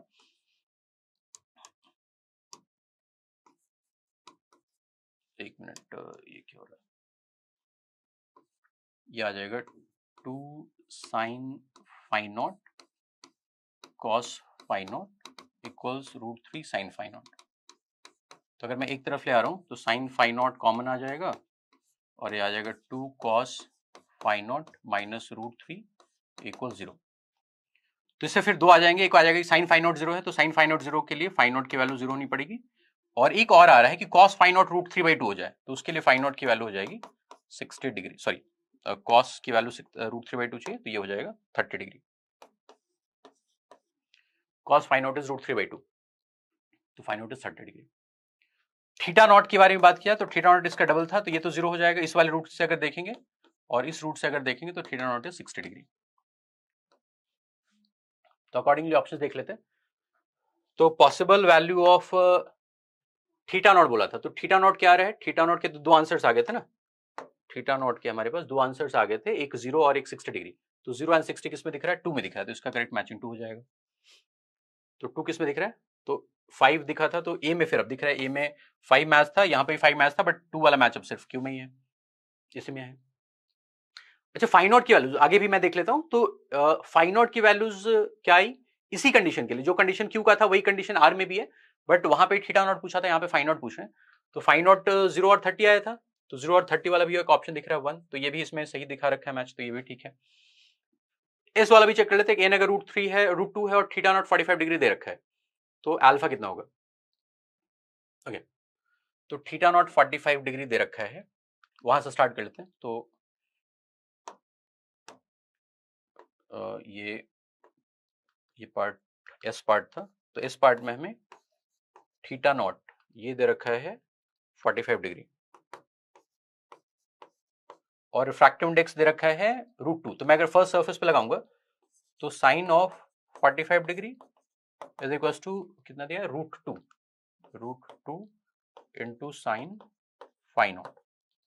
फर्स्ट सर्फेस और सेंस लगा दिया, साइन 45 1/√2 होगा, तो यहां से साइन फाई नॉट आ रहा है 1/2, साइन फाई नॉट इज 1/2, तो यहां से फाई नॉट हमें दिख रहा है 30 डिग्री, फाई नॉट 30 डिग्री दिख रहा है। तो थीटा नॉट अगर 45 है और अगर n की वैल्यू √2 है तो फाई नॉट 30 आ गया।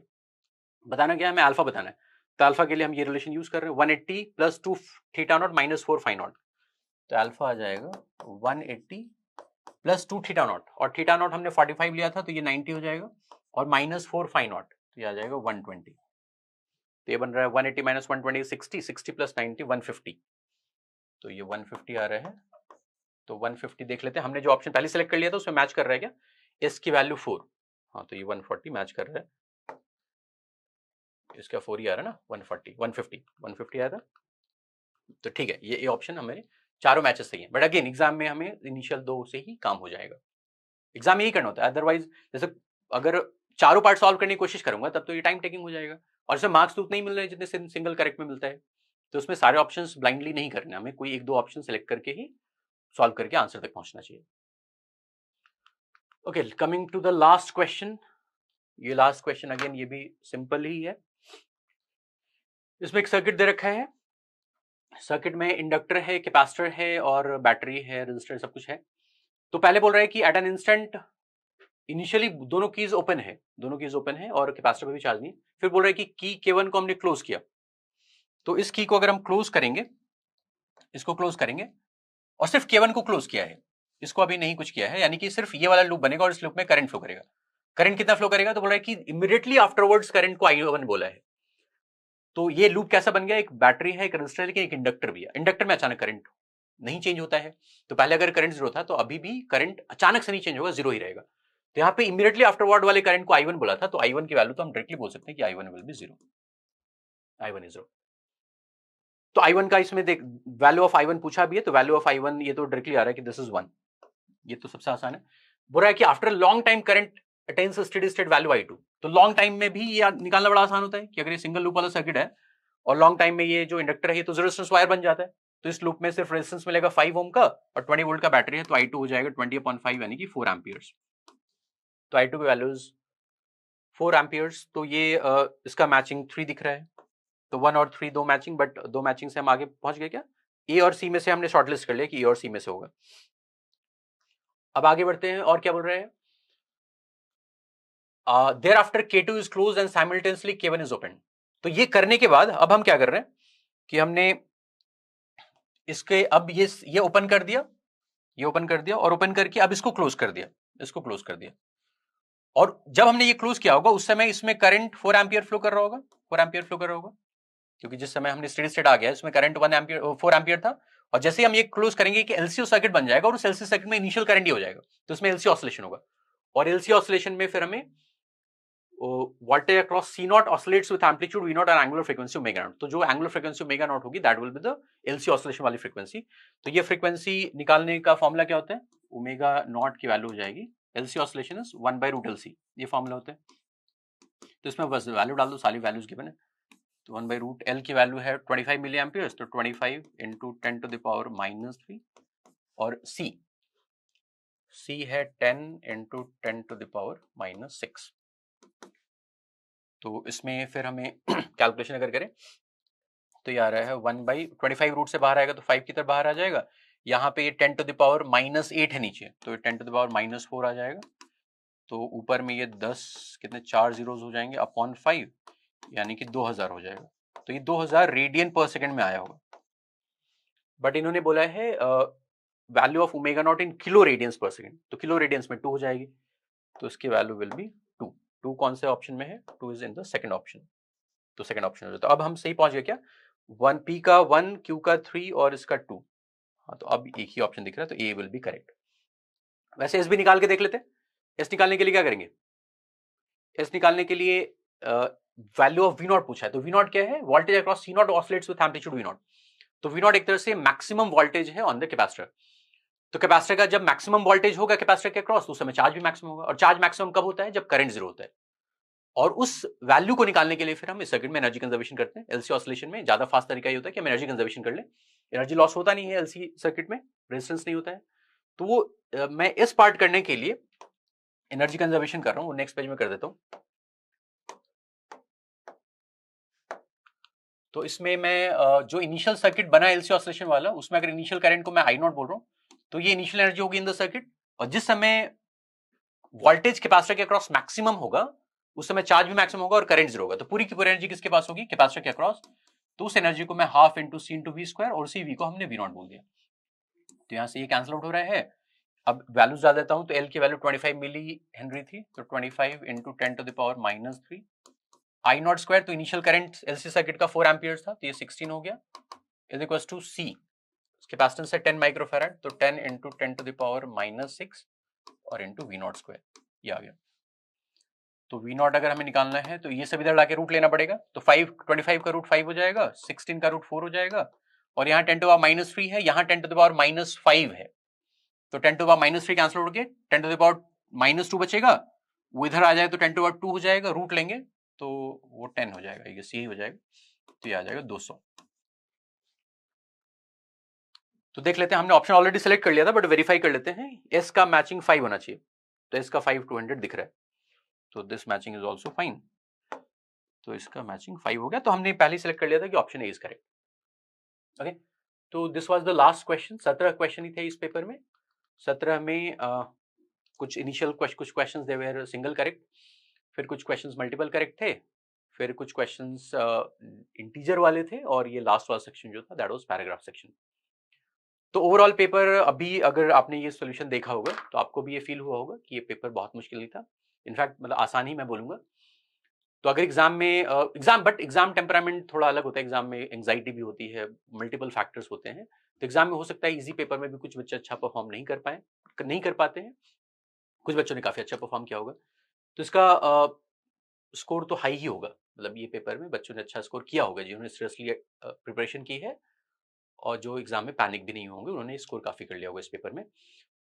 तो जो बाद अगर कोई बच्चा ये देख रहा है जो आगे वाले ईयर्स में जी देगा, तो उसके लिए एक बड़ा अच्छा ये सबक है कि बहुत बच्चों को ये लगता है कि एडवांस में बहुत मुश्किल क्वेश्चंस आते हैं। तो अगर आप ये पेपर देखोगे और आपने अगर अपनी सारी जो भी चैप्टर्स पढ़ रखा है, तो उससे आपको फील होगा कि ये सारे क्वेश्चंस बड़े स्टैंडर्ड तरह के क्वेश्चन थे, जो जनरली क्लास में होता है या फिर आप अपने प्रैक्टिस में भी क्वेश्चंस करते हो। थोड़ा बहुत तो ऑब्वियसली उसमें सोचना पड़ता है, एग्जाम में सेटअप थोड़ा चेंज कर देते हैं, बट अगर कंसेप्चुअल क्लैरिटी फंडामेंटल्स स्ट्रांग है तो फिर एडवांस का पेपर भी बहुत मुश्किल नहीं होता है, ये हमें कॉन्फिडेंस रखना चाहिए। ओके, ठीक है, थैंक यू। तो हमने ये पेपर 1 फिजिक्स का था, ये पेपर 1 जी एडवांस 2024, तो वो हमने डिस्कस कर लिया। Thank you.